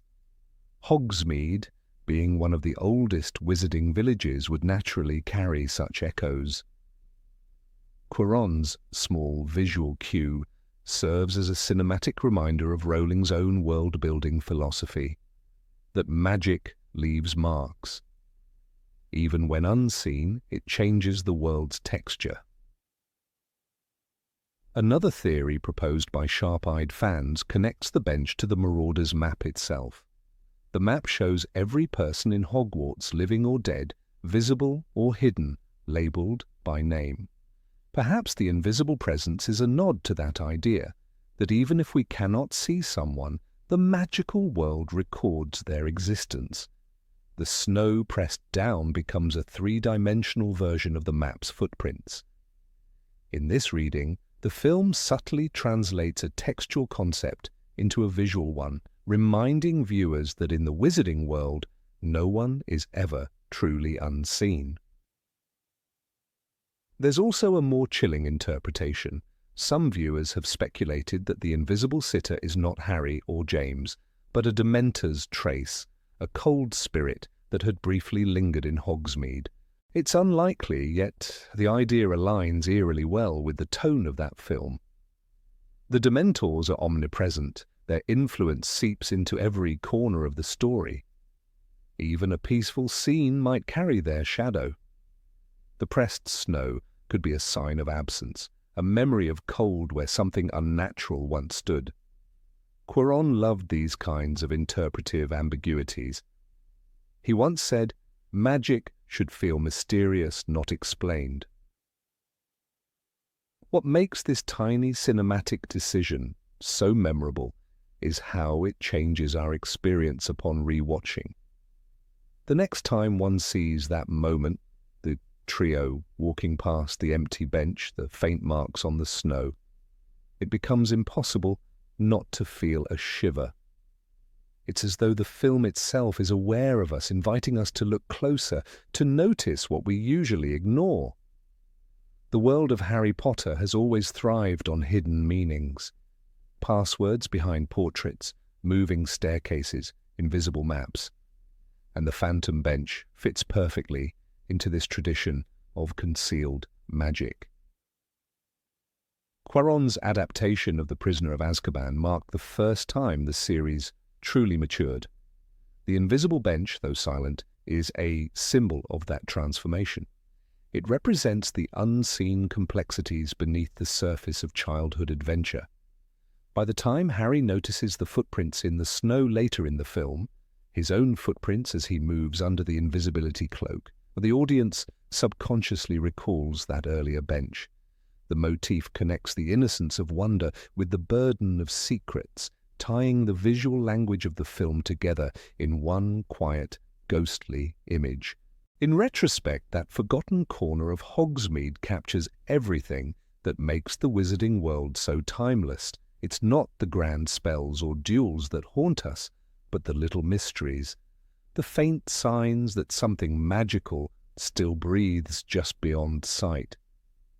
Alfonso Cuarón understood that perfectly. The invisible bench outside Honeydukes is not just a trick of cinema, it's a love letter to the unseen, to the ghosts of memory, to the watchers we never notice but always feel.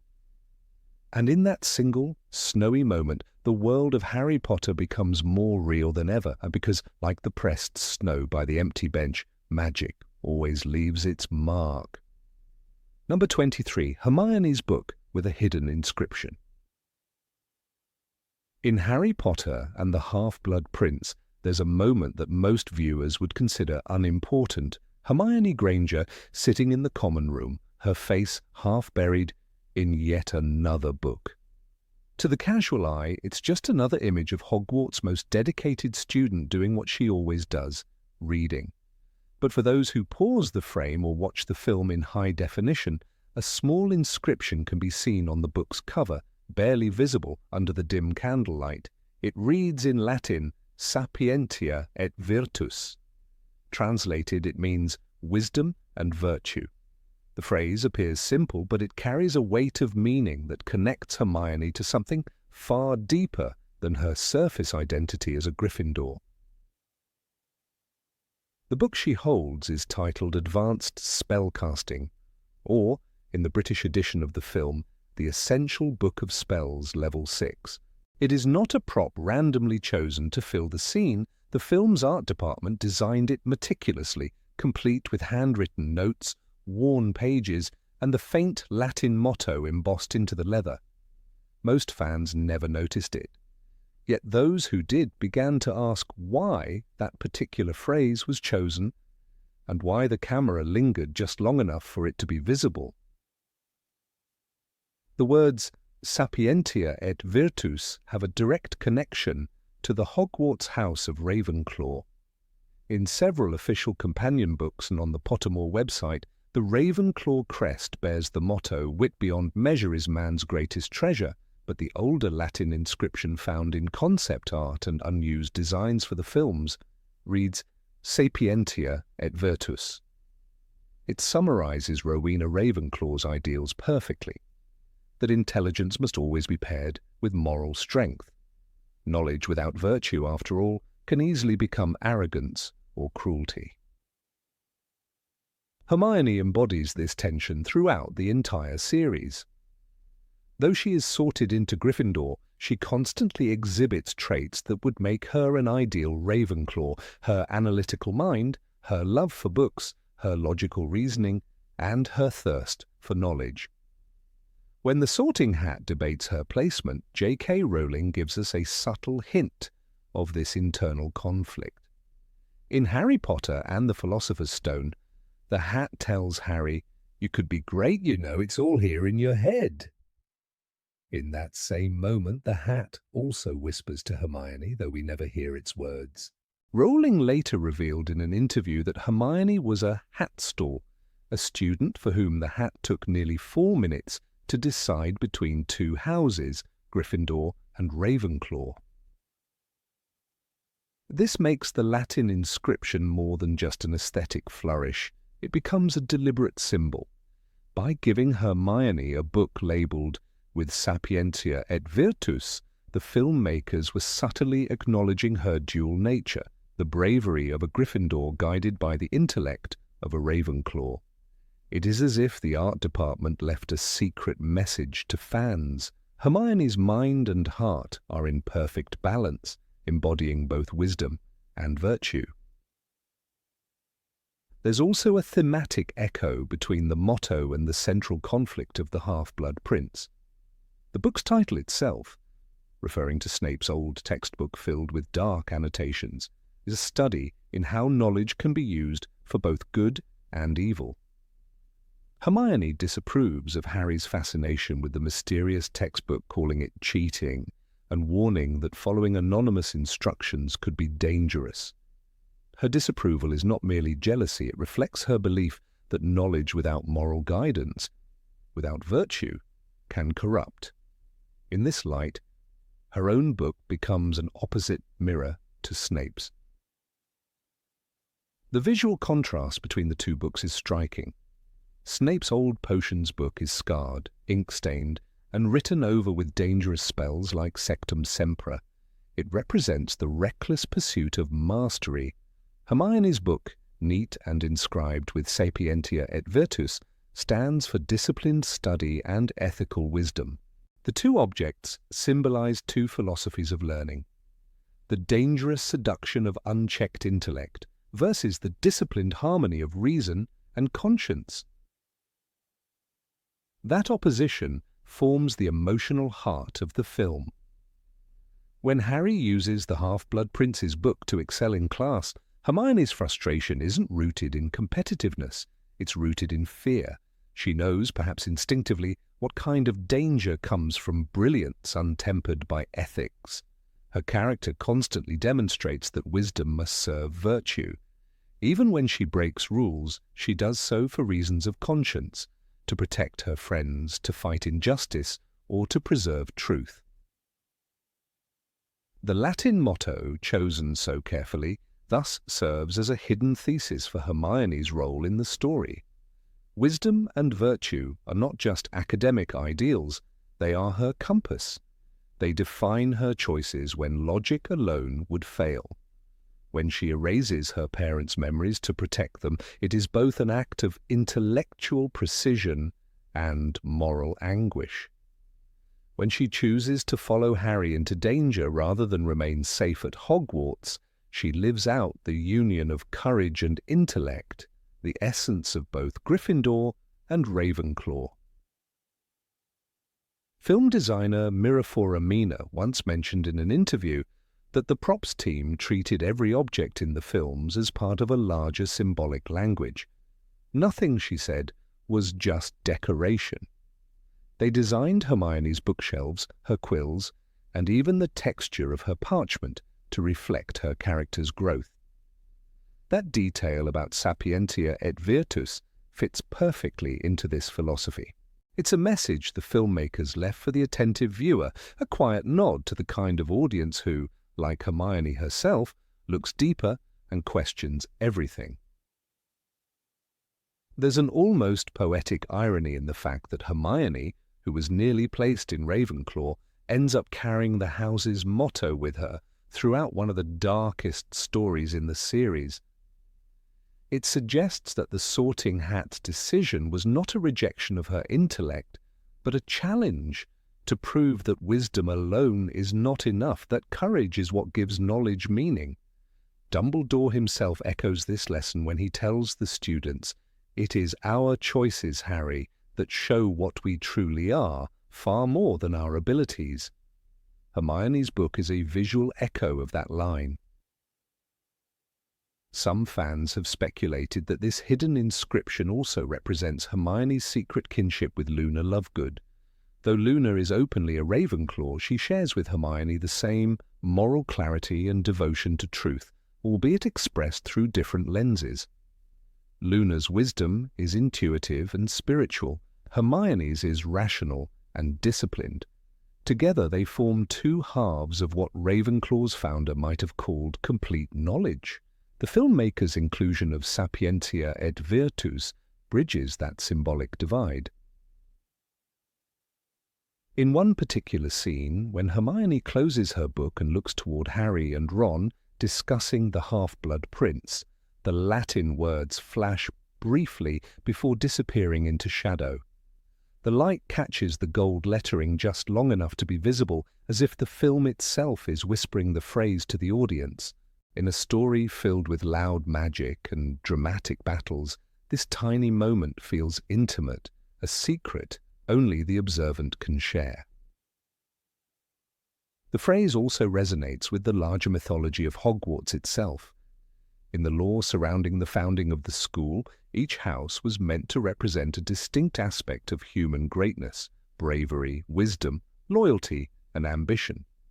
But as the centuries passed, these virtues became separated, leading to rivalry and division.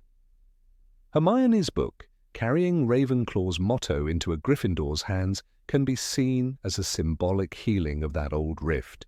It unites what the founders once divided. It's easy to overlook details like these in a franchise as visually rich as Harry Potter. Fans often focus on wands, spells, or special effects. Yet sometimes the smallest design choices reveal the deepest truths about a character. Sapientia et virtus isn't merely decorative Latin. It's a condensed portrait of Hermione's entire journey. Her strength lies not in brute force or magical power, but in her ability to balance mind and heart, to be both the scholar and the hero. Even after the war, when we imagine Hermione as an adult working in the ministry or championing the rights of magical creatures, the phrase remains her invisible motto. It reflects everything she has fought for, the triumph of reason over ignorance, of morality over corruption. It is, in essence, the true lesson of Hogwarts, one that transcends house boundaries and school rivalries. The next time you watch The Half-Blood Prince, pause when Hermione turns the page of advanced spellcasting. Look closely at the Latin shimmer embossed on the cover. In those quiet letters, Sapientia et Virtus, lies not just a clever Easter egg, but the distilled philosophy of one of the series' most beloved characters. Wisdom and virtue, the two forces that guided Hermione Granger through every spell, every challenge and every act of courage that defined her story. Number 24. The Living Staircases. In the vast, echoing halls of Hogwarts, the staircases have always seemed more alive than any piece of architecture should ever be. They creak, shift, and twist of their own accord, turning the simple act of getting to class into a miniature adventure. But beneath their whimsy lies a strange intelligence, a purpose that most viewers miss. In the films, these moving staircases never act without meaning. They don't simply rearrange for comic effect. They move when the characters are uncertain, frightened, or standing at the edge of destiny. It's as if the very castle breathes with them, guiding its students toward truths they are not yet ready to face. When Harry first steps foot in Hogwarts in the Philosopher's Stone, his wonder is as pure as the viewer's. The staircases, ancient and unpredictable, dazzle him as they swing between levels. Yet the magic turns from marvel to mystery during the first night of mischief, when Harry, Ron, and Hermione wander where they shouldn't. They are supposed to head back to Gryffindor Tower, but one staircase unexpectedly shifts its direction, leading them straight to the forbidden third-floor corridor. There, a locked door conceals the monstrous three-headed dog, Fluffy, and beneath it, the trap-door guarding the Philosopher's Stone.